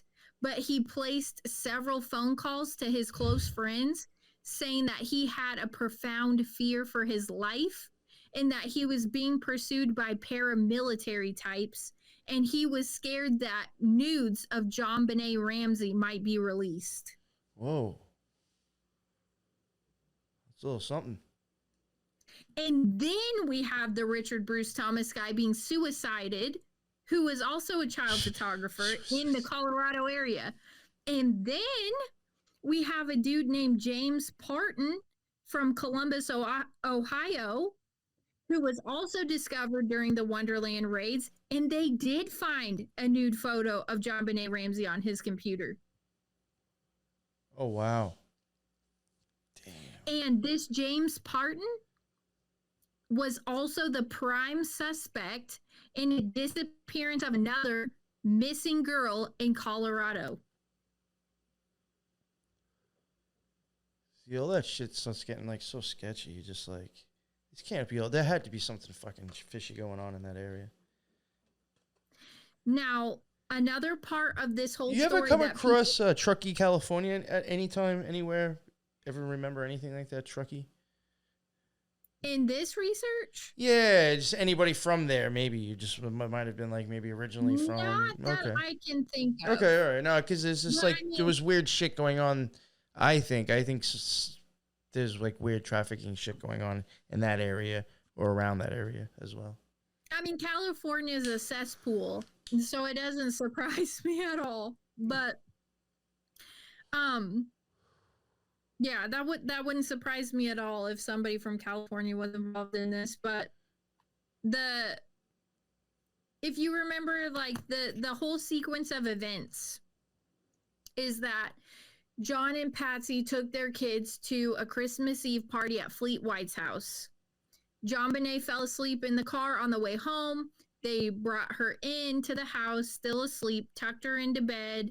They went to bed, woke up the next morning, found the ransom note, found she was missing, found the body. The rest is history, right? But there is undigested food in JonBenét Ramsey's stomach that would suggest that she ate very, very close to the time of her death. And the story that the Ramseys present does not match with the evidence that she had undigested food in her stomach. And the food is actually chunked up pieces of pineapple. And that led me into the occult aspect of this murder. And I looked into the pineapple. And not only is pineapple a symbol for swingers. Yeah, it is. Yeah, I think I came across that. And, believe it or not, that was probably one of the few memes that I've actually came across that was correct. That actually took me by surprise because it was like, yo, this has got to be some fucking stupid shit. And I looked it up and I was like, oh, okay, this one was actually real. Because I was just like, because like I know I've heard of it associated with like I think pedophilia as well, and I do also think there's occult symbolism behind it as well, as kind of like the lotus or your pineal gland, whatever. But yeah, I know because I think I saw someone like trying to prove somebody was a swinger because they had that on their boat or some shit. The upside down pineapple. But if you think of it, New York. Not only is the pineapple a sexual reference for swingers, it also closely resembles the pine cone, which has been used how many numerous times to represent the opening of the eye of Horus, the pineal gland. Yo, I joked around and I actually really have thought about doing it, but I don't think I could. In Twin Peaks season 3, at the end of the show, a band comes out and plays pretty much, or it ends with like a live band. For the most part, I think all of them do. The microphone that the guy is using when he introduces the band has a fucking pine cone, like looks like it's stuck at the other end of the fucking microphone. It's like, that's not done by accident. That's not done to look fucking silly. That's fucking done for a reason. The Vatican courtyard even has a pine cone represented. The mystics of old times carried staffs with pine cones on the top. So not only does the pine cone pineapple represent like this third eye opening, the eye of Horus, this weird symbology, it's also a sexual reference. And it would make sense that if this was part of a sacrifice, that they would have fed her something like pineapple right before they killed her. And so close to the death that her stomach didn't even have time to digest the pineapple. I mean, and it's just, that's what tangented me into looking into what this could have been, what this murder, what is the motive behind the murder. And yo, didn't Dave McGowan cover The Finders as well? Yes. See, I even think that even reminds me of The Finders, because like the kids admitted that these kids only got paid. They got basically like paid in food for like doing good things, like or like listening or taking like taking orders. They got paid in food, and it was normally raw fruit or vegetables. And David McGowan didn't even make the connection between the pineapple and the pineal gland. That was like my research. No, but I'm just surprised. I'm wondering like if that's why this case maybe caught his interest too. But I don't know if he ever said anything like that. That wouldn't surprise me. Yeah. Because the point he was trying to make in like his research is that their sequence of events doesn't add up if she had undigested food in her stomach but they just brought her straight in from the party and put her to bed. Like, when did she have time to eat? Their story doesn't add up. And I think the pineapple is actually really significant. And especially that some of the detectives said that her clothes were changed after death. like she was redressed after she had been murdered. So I suggest that she was actually killed at the Christmas Eve party. And then her dead body was brought back home, redressed, and then staged in the basement. Because one of those victims of the pedophile ring that stepped forward and said that they could give names of witnesses who saw the murder of JonBenét, she was completely dismissed. But if we look at like Eyes Wide Shut, they never do anything like that alone. It's always in a party type setting. It's a whole ritual sacrifice for them. Yeah, a lot of people to blackmail too and control. Yeah, and you also have to think if she was only killed a few hours before she was discovered, you wouldn't have seen the rigor mortis or smelled the decomposition like they did. So it had been a while. I was starting to wonder if it was the Christmas Eve. I mean, what are the other night that you were talking about? Yeah, with the original phone call, I had wondered if that's what it was. Mm-hmm. And another thing that stuck out to me to prove that this was like a ritual, a sacrifice, is that John and Patsy have said on numerous occasions that a stun gun was probably used to incapacitate JonBenét. And they say this almost as like some kind of an alibi, because they say they have, quote, never ever owned a stun gun. But the dumbasses must have forgot, because one of the videotapes seized from the Ramsey's home was a tutorial on how to use a stun gun. Oh, shit. Wow. Yeah. And this was most likely a CIA, MK Ultra, SRA, tortured to death ritual. And the reason I say that is because there's this lady named Kathy O'Brien. Are you familiar with her? I think I have actually heard of her, yes. So she is the survivor of a similar type of program. And she's come out and spoken out about these programs. Nobody takes her seriously. She gets pushed under the rug, because when you start talking a little bit too much truth about something, that's what happens. You get like brought to ruin, or people would say that you're making shit up or whatever. But she has. Does she have a website?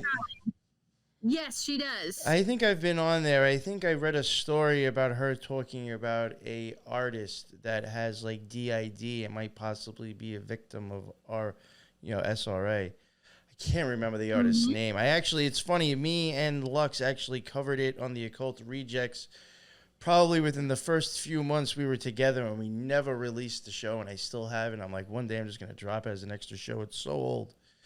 But I can't remember who this chick was, but I'm almost positive I did come across her on that lady's website that you're talking about right now. Kathy O'Brien. Yeah, I think it was her site that did have some.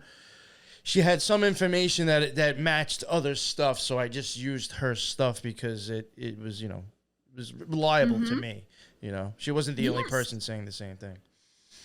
Yeah, and it's very convincing in my opinion. And I've read a lot of stuff and I believe her, And Kathy O'Brien looked at the JonBenét case, and she is completely convinced that JonBenét Ramsey was involved in one of these government programs, and she reminds everyone that these government programs are not only like, yes, they're government, but the government is involved in these secret SRA, satanic ritual abuse. It's their religion.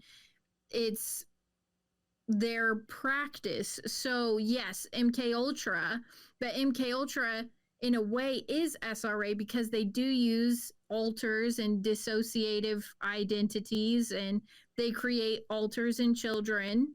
And she said that JonBenét Ramsey most likely died as a result of a mind-controlled torture session using controlled asphyxiation and electric shock combined with sexual abuse. Jesus. And the electric shock would have been the stun gun. Damn. That's just weird. Even with the electric shock, even thinking about magic and occultism, that's just weird. Mm-hmm. And there's even a satanic ritual for Christmas that's called the last bulb on the Christmas tree, in which they refer to Satan as JonBet. And as a reminder, JonBenét is spelled JonBenét.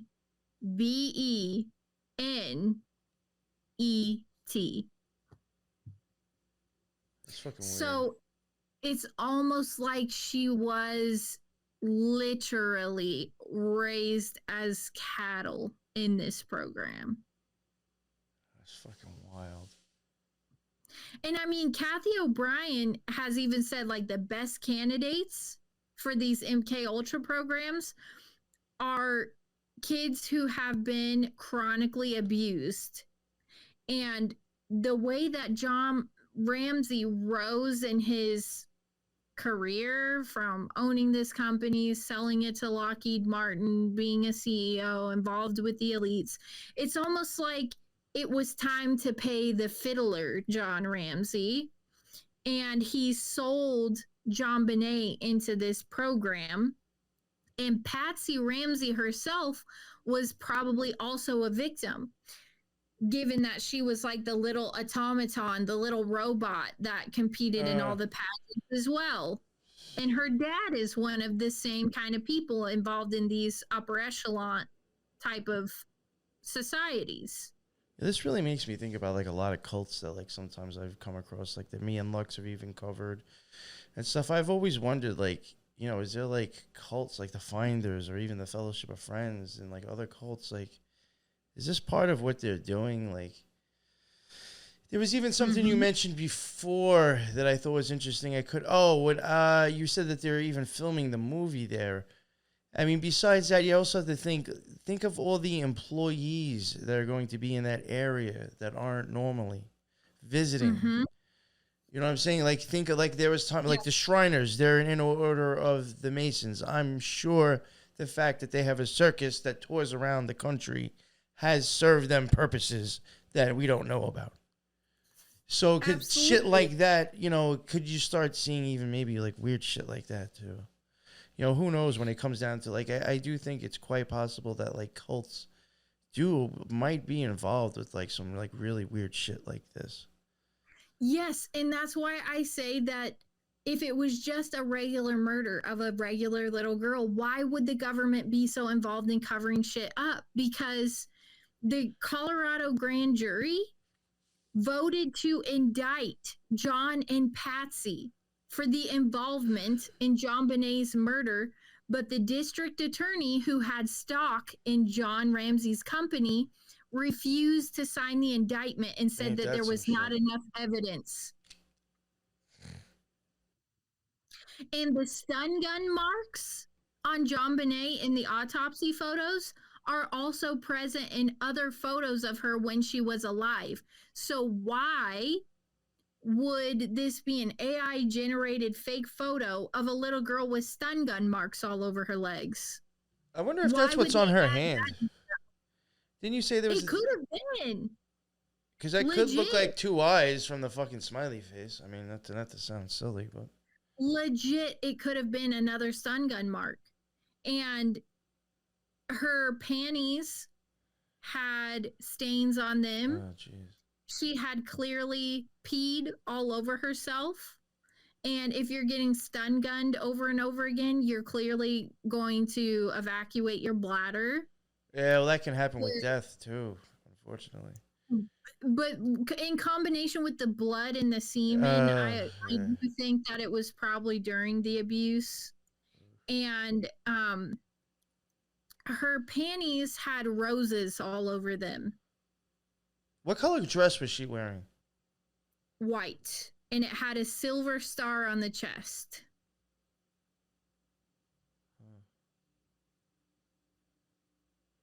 That's interesting.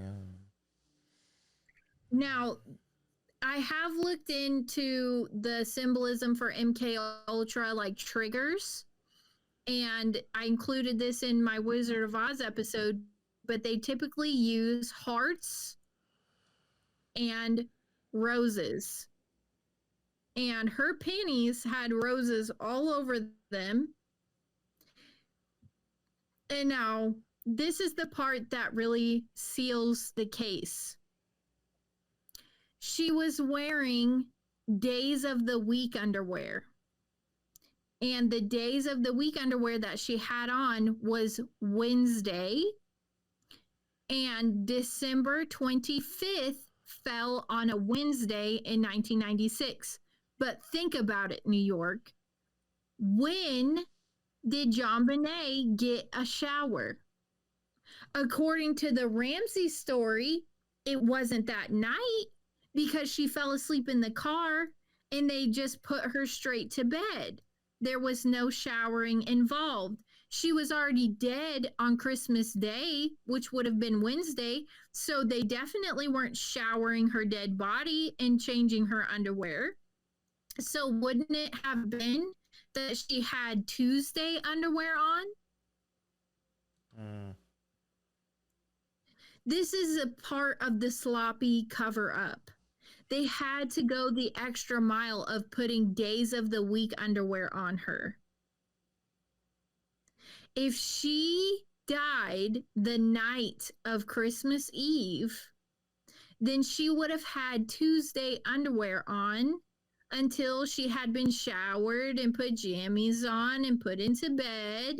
So why did she already have the Wednesday Christmas underwear on? Okay, I got you. It was already specifically Christmas underwear too.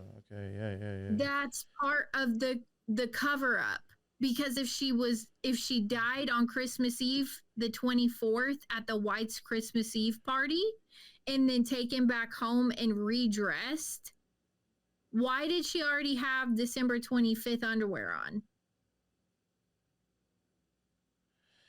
Something doesn't make sense.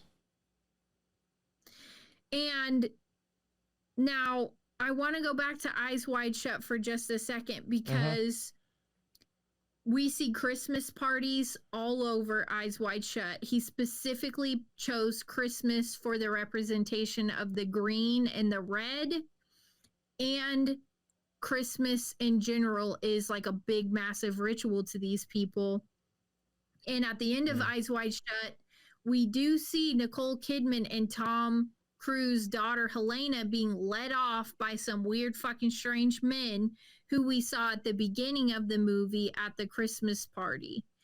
And at the middle to end of the movie, we see that Mandy, who was one of the women during the ritual, she was completely naked, had on the headdress. She saves Tom Cruise. I think that's a chick that he might have saved too from the drugs, possibly. Yes, it is the same girl he saved at the earlier Christmas party from a drug overdose.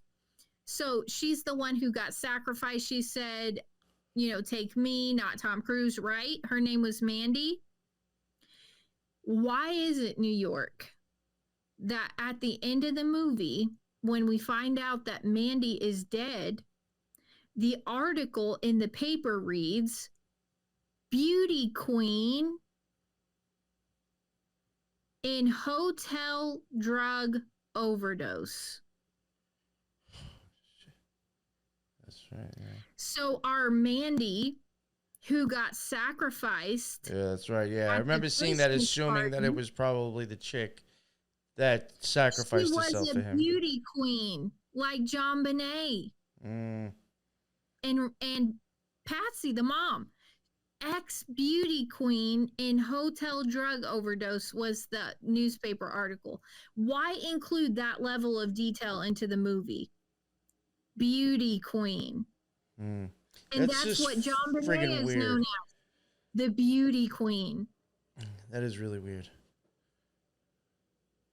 So again, what type of Christmas Eve party were the Ramseys attending that led to the death of JonBenét, and then all these witnesses, quote unquote, that saw the death of JonBenét, but the police department refused to look into it. And, you know, are you familiar at all with Fritz Springmeier and his... Yes, I've heard of his name for sure. I'm sure I might have heard his stuff, but I know his name. He wrote a bunch of books on satanic ritual abuse, MK Ultra programs, and he backs up everything I'm saying. These kids are raised as cattle into these programs. Oh, was he in Program to Kill It All, that whole big series that's on YouTube? I don't know if he was. Definitely. I can't remember the account. Lol, something in love or whatever, some shit like that. It has like this big, huge Program to Kill series, and for some reason, I think I remember that name being mentioned in there somewhere. Yeah, he's a biggie. He's like one of the fundamentals you would look up if you want to learn stuff about like SRA and like weird stuff about MK Ultra. And I get into this more on the episode on my show, but he basically backs up everything I'm saying on like these elite people who get themselves involved in corporate companies and they have to pay the fiddler. They end up, you know, pimping their kids out to the programs. It's all part of the ritual. Much like what happened with JonBenét. But in one of his books, Fritz Springmeier talks about how each of the programs have different colors that are associated with them. And the color green, in particular dark emerald green, is one of the most sacred colors to these people. And it would not only associate sexual abuse, but that the child has an altar. So they've been through the dissociative program. They've been sexually abused. The child has an altar. And this Antichrist, quote unquote, Satan altar is represented by the color green or dark green. And one of the most infamous photos of JonBenét, she has green contacts in her eyes, and she's lifting her pinky finger to display the emerald green ring. This is a rank. They're showing you from this photograph with the ring on her pinky finger and the green contacts that this is JonBenét's place and rank in the society. Again, with the advertisement, if you have eyes to see, you would be able to look at that photo and go, she's a green one. Yeah, well, I mean, they even have, like, in Handmaid's Tale, I mean, the older women, I mean, they were older, though, but they were the ones who, like, were married to the men and couldn't have kids. They always wore green. The ones that were used for the, you know, they pop out the babies, they wore scarlet. Even green, when it comes into occultism, that's even a female sphere. That's Venus, you know, Aphrodite. That, you know, that's, again, with the, remember when I made a thing about the shoes, the green shoes and the heart? The heart chakra is green, too. There's a lot of symbolism with green in this. I mean, look, when the Queen died. I mean, not when the Queen died, but like that when she did that thing with the Jubilee, she was wearing green. You know, there's a lot and it's also very significant with the red and green of Christmas. Yes. So I do find that significant, that photo, that infamous photo of her holding her pinky finger up, like, look at my ring. This, and she has the green contacts in. It's like, this is my rank. This is where I am in the program. This is what, and it's almost like I said, dressing up your prized ham.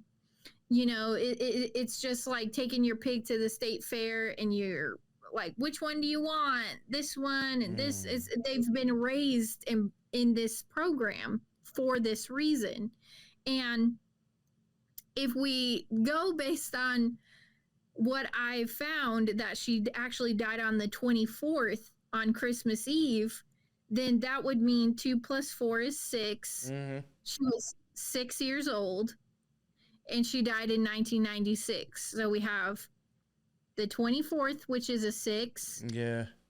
6 years old, 1996. I'd love to be able to play around with those numbers, but I wouldn't be able to do all that now. Like in other ways, but I find those numbers just interesting anyway. 666. Yeah. I mean, that's one of Yeah, my you're favorite getting that in numbers there. of these people. And when did the movie Eyes Wide Shut release? 1999. Which, if you flip, you get the 666. And just to prove my point, the mom, Patsy, died June 24th, 2006. Yo, get the fuck out of here. That would be 666 Yes. again. So we But have the movie. if you leave out the 200. Yeah, movie Eyes Wide Shut coming out 1999, inverted is 666. Then we have JonBenét dying on the 24th, 6 years old, 1996. Then we have the mom, Patsy, dying on June 6, 24th, 6, 2006. That's weird shit right there. That's weird. No matter how you Now- look at it, that's weird. Get this shit, New York. After the mom, Patsy, dies, John Ramsey, the dad, goes on to start dating a woman named Beth Holloway, who is the mother of the famous missing girl, Natalie Holloway, who has never been found. And the prime suspect was this guy named Vandersloot, and he has said and then retracted and then said again and retracted that Natalie Holloway was sold into sex slavery. So Patsy dies, and his first choice is the mother of another infamous missing girl associated with sex slavery, Natalie Holloway's mother. I bet they had plenty to talk about. That's fucking. There's some weird shit. It's just like a lot of like Now- so many weird fucking things. Get this shit. Another argument people make to suggest that JonBenét Ramsey never existed is that she has all these trophies. So how did she get the trophies if the pageants were fake? And I invite the listeners now to think critically. You can go and buy fake ones. logically. Well, here's the thing.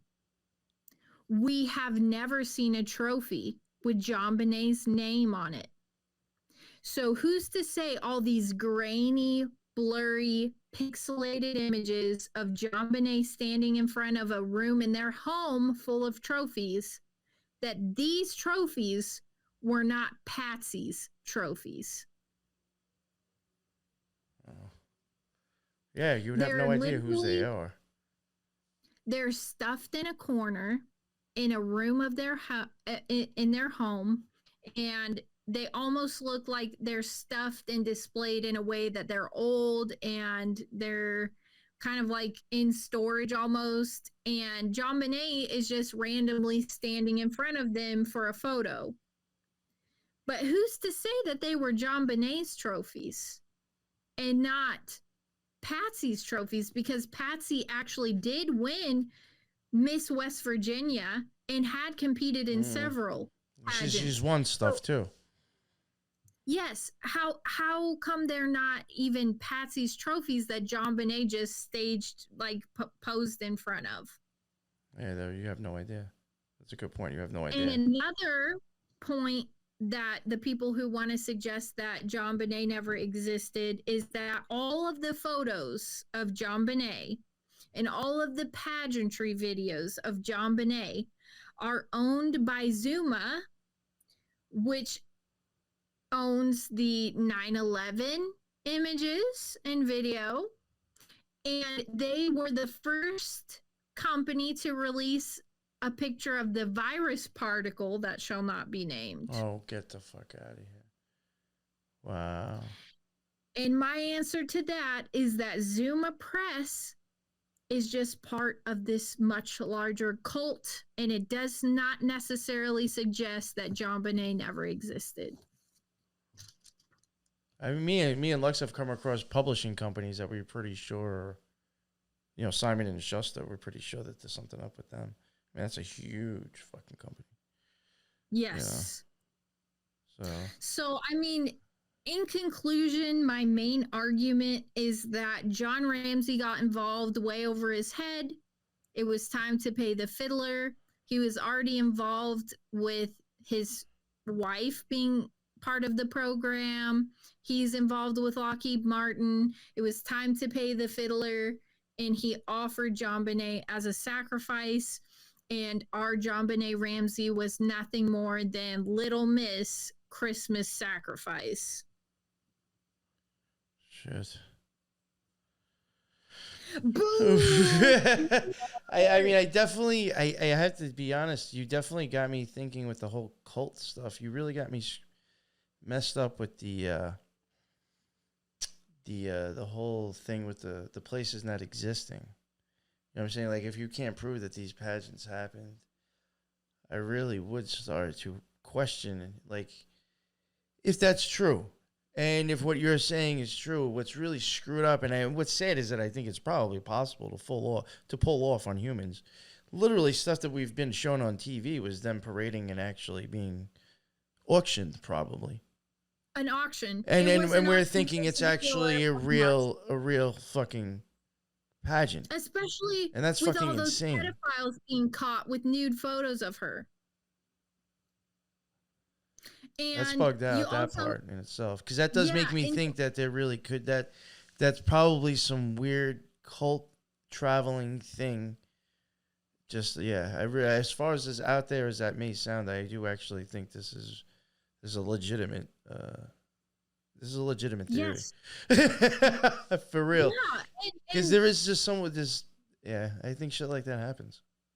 You also have to think that This is how I think this shit happens so often in front of our eyes, is because it's disguised as shit that's okay. It's still going on right now. Like, if you look, you will be able to find it. And we might not find out about it 4 years from now, 5 years from now, 6 years from now, 7 years from now, but the truth will always come out because it's 2023 and I just now found out about something going on in 1996. So it's not to say that this stuff isn't going on, but to test my theory on the auction photographs and videos, I Googled some of the pageants I was in as a kid. And just for the listeners, I want to make the distinction that the pageants I was in as a kid were like your mom dressed you up to go to the state fair, and they had like some little bow dunk, like state fair little girls pad, it wasn't anything big, but I'm from the Cleveland, Ohio. It was like area, actually like outside and like out in public, actually. Oh, it was. Yeah, I know what you mean. So it was ratchet and like. Yeah, and the one, because I'm from Ohio, the one that I participated in was called Little Miss Grapette because we have the grape fields and the wineries, so it was like Little Miss Grapette. And if you throw that into Google, it's still going on today. There's so many pictures and videos and like other little girls participating in this pageant. Like they have 2022 winners of Little Miss Grapette, but if you Google any of the pageants that JonBenét participated in, quote unquote, you will never find another single photograph of another little girl or another time that this pageant was ran. And that is highly suspicious of this being auction photographs and auction videotape. They just disguised it as a pageant because... First of all, well, if you get caught, all you have to say is it's a beauty pageant. Yes. They had to explain why they were dressing her up like that. I really do think people do go to the extreme. It's like the movie Ocean's 11. You know what I'm saying? Well, you just have to give people a visual idea to make them think that this is what's happening. It doesn't have to mean it is. You know, like when they came in as the SWAT and it wasn't them. You know what I'm saying? Yes. Like, you know, you just have to just play the fucking part or look the part, and people will believe that that's what's happening. And there are some videotapes where it's like a crowd in front of JonBenét. And you would say, well, how did they fake a crowd? Well, it's all the parents and wives and friends of the other little girls who are involved in this. Yeah. I've already thought of that too, yeah. I was like, I was already thinking all those people out there are probably, half of it's probably the parents of the kids. Yes. And it wasn't just JonBenét. It was the other little girls like Daphne White involved in the same circuit. So you would have to think they got 8 or 9 of their elite friends and their daughters. And they were like, we're going to meet on this day to do the video. Mm. And so 8 or 9 of those little girls and their parents showed up in the quote unquote audience. And they literally were doing like fake photography and video footage of these girls to auction them off. And who's not to say that prospective buyers weren't in the audience? I want number 3. I want number 4.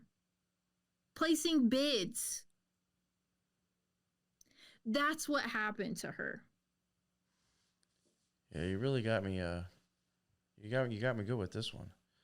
So I really do. I'm starting to like really entertain that as like being, even if it didn't happen to her, I think that shit fucking probably does happen though. Yeah, I mean, you ever been to an auction? It's very similar to what we saw in like Taken with Liam Neeson. They literally present these girls and there's a room of guys bidding on them. Who's not to say something similar happened with these little girls? I mean, it's the same thing as like a fashion show. The little girls would. Yeah, but the little girls would freak out if they were stripped naked and like, you know, put out on a stage like that. They made it fun for them. Yeah, the kids probably didn't really know to the extent the severity of what was happening. Yes. Yes. They were dressing them up and putting them out there for auction. That was wild. So, I mean, those are my closing thoughts, New York. I mean, what do you think about the whole thing? I really have to say, you the whole thing with the pageants and shit like that, like, I'm pretty sure you're not making this shit up, but that really did catch, like, I guess because of, like, just doing stuff with the Occult Rejects and just, like, covering other cults, or then, like, us even covering secret societies and seeing how they have, like, multiple, like, shell fucking companies, and it's just like, what the fuck, like, you know, all things just to cover up and give the image of something going on that's not happening so you don't get in trouble. Like, I really do think that this is, like, really interesting, and, like, it really caught my attention with this, and, like, I almost, like, want to look into it myself now. I mean, Access because that really is fucking weird. You know what I'm saying? John Ramsey's company could have been a shell company. Like, they could have been running all kinds of shit through there, especially involved with Lockheed Martin in the military. That could have been their, like, child pornography, like, distribution center. Yeah, I should try, like, running his name to, like, Bizopedia and shit. See if something pops up. Mm-hmm. Yeah, damn. I hate to do this to you, but I am gonna have to actually get going. I am gonna have to actually wrap up. And I'm I did so want to sorry. say just as a closing thought, I just wanted to tell the listeners, like, you don't have to take my word for it. You can look into it on your own and come up with your own theories, but this is what made the most logical sense to me. And this is my opinion. This is my belief of what happened to her. But of course, the research is out there for anybody to look at and form their own conclusions. But I always say that because somebody always messages me and it's like, you fucking asshole. And I'm just tired of that. So make your own theories, come to your own conclusions. But this is what I've found in regards to mysterious murder of JonBenét. Yes, that's actually a very good point, and maybe I probably won't remember. Maybe I'll add it in the beginning before we get going. I do like to try to also express on this show, just to make it, safer for all places. These are just our theories, our ideas, our commentary on the evidence and the stuff that we have seen around us and that we had in front of us. This is where we're drawing our conclusions from. Me and you could both be right. We could both be crazy. We could both be half right. Who the fuck knows? But there's something definitely wrong with this story. Yes, we can agree on that. Yeah. But no, for real, I even try to use that a lot on my own show now, just to cover my ass when I talk about certain things. But like, you really have me intrigued with that stuff. And people are probably listening like, why is he so hung up on this stuff? And it's because like the rest of most of the weird stuff is like kind of like trying to cover up like who murdered her. You know what I'm saying? Like, or, whoever did it. But it's like, they're not covering up that she went to beauty pageants. But then if you can't prove that those things exist, that's just very weird to me. Very weird. Yes. To me. Because it's like, you're not even using that to cover up how she died. You're using that to create the life that she supposedly, it's just an extra piece to the puzzle that, like, to me is just bizarre if it's faked. That's just fucking insane. Yes. Yes. So, thank you for that. That really blew me away. Yeah. This whole thing. I truly, I enjoyed it. And I'm actually very happy to put this out. It's totally different. It's totally different. Yeah. Thank you. It was very interesting. Let everybody know again before we end this where they can find all your stuff, please. Yes, thank you. So I'm wherever you listen to podcasts. I have a tiny YouTube channel that I'm working on, and I'm on Instagram, cosmic.peach.podcast. I respond to every message and every comment. If I haven't gotten to you within like 48 hours, I'm working on it, I promise. But yeah, no, I love interacting with everyone, and I'm just out here trying to get people to think critically. Not that I'm right about everything, but I do want to bring out a different view on like JonBenét. Like, it's just a different take on things. Yeah. Well, and these things should just have different ideas and different theories tossed around, because these stories just don't make much sense when you start looking at what's being presented to you, or at least not the way that we've been designed to look at it. There's something off. Yes. Definitely. Agreed. Thank you. And so thank you again for real for coming on. That was a very entertaining show for real. Like, I really truly enjoyed that. That was really cool. So I'll definitely like I think I told you originally, when aren't you dropping yours on Christmas Day? Yes. You're such a fucking creep. No. I'll drop mine like a week. I'll drop mine a week later. So, and I'm definitely really excited for that, because I don't want to hold on to this for too long. I thought this was very interesting. Yeah, it was very interesting in the least. In the least, it was definitely interesting. You know what I'm saying? Yeah, I mean, I'm telling you, New York, drop it on the same day as me. We're going to have a whole party. Christmas party. All right. That sounds fun with me. Then I will. I have no problem. All right.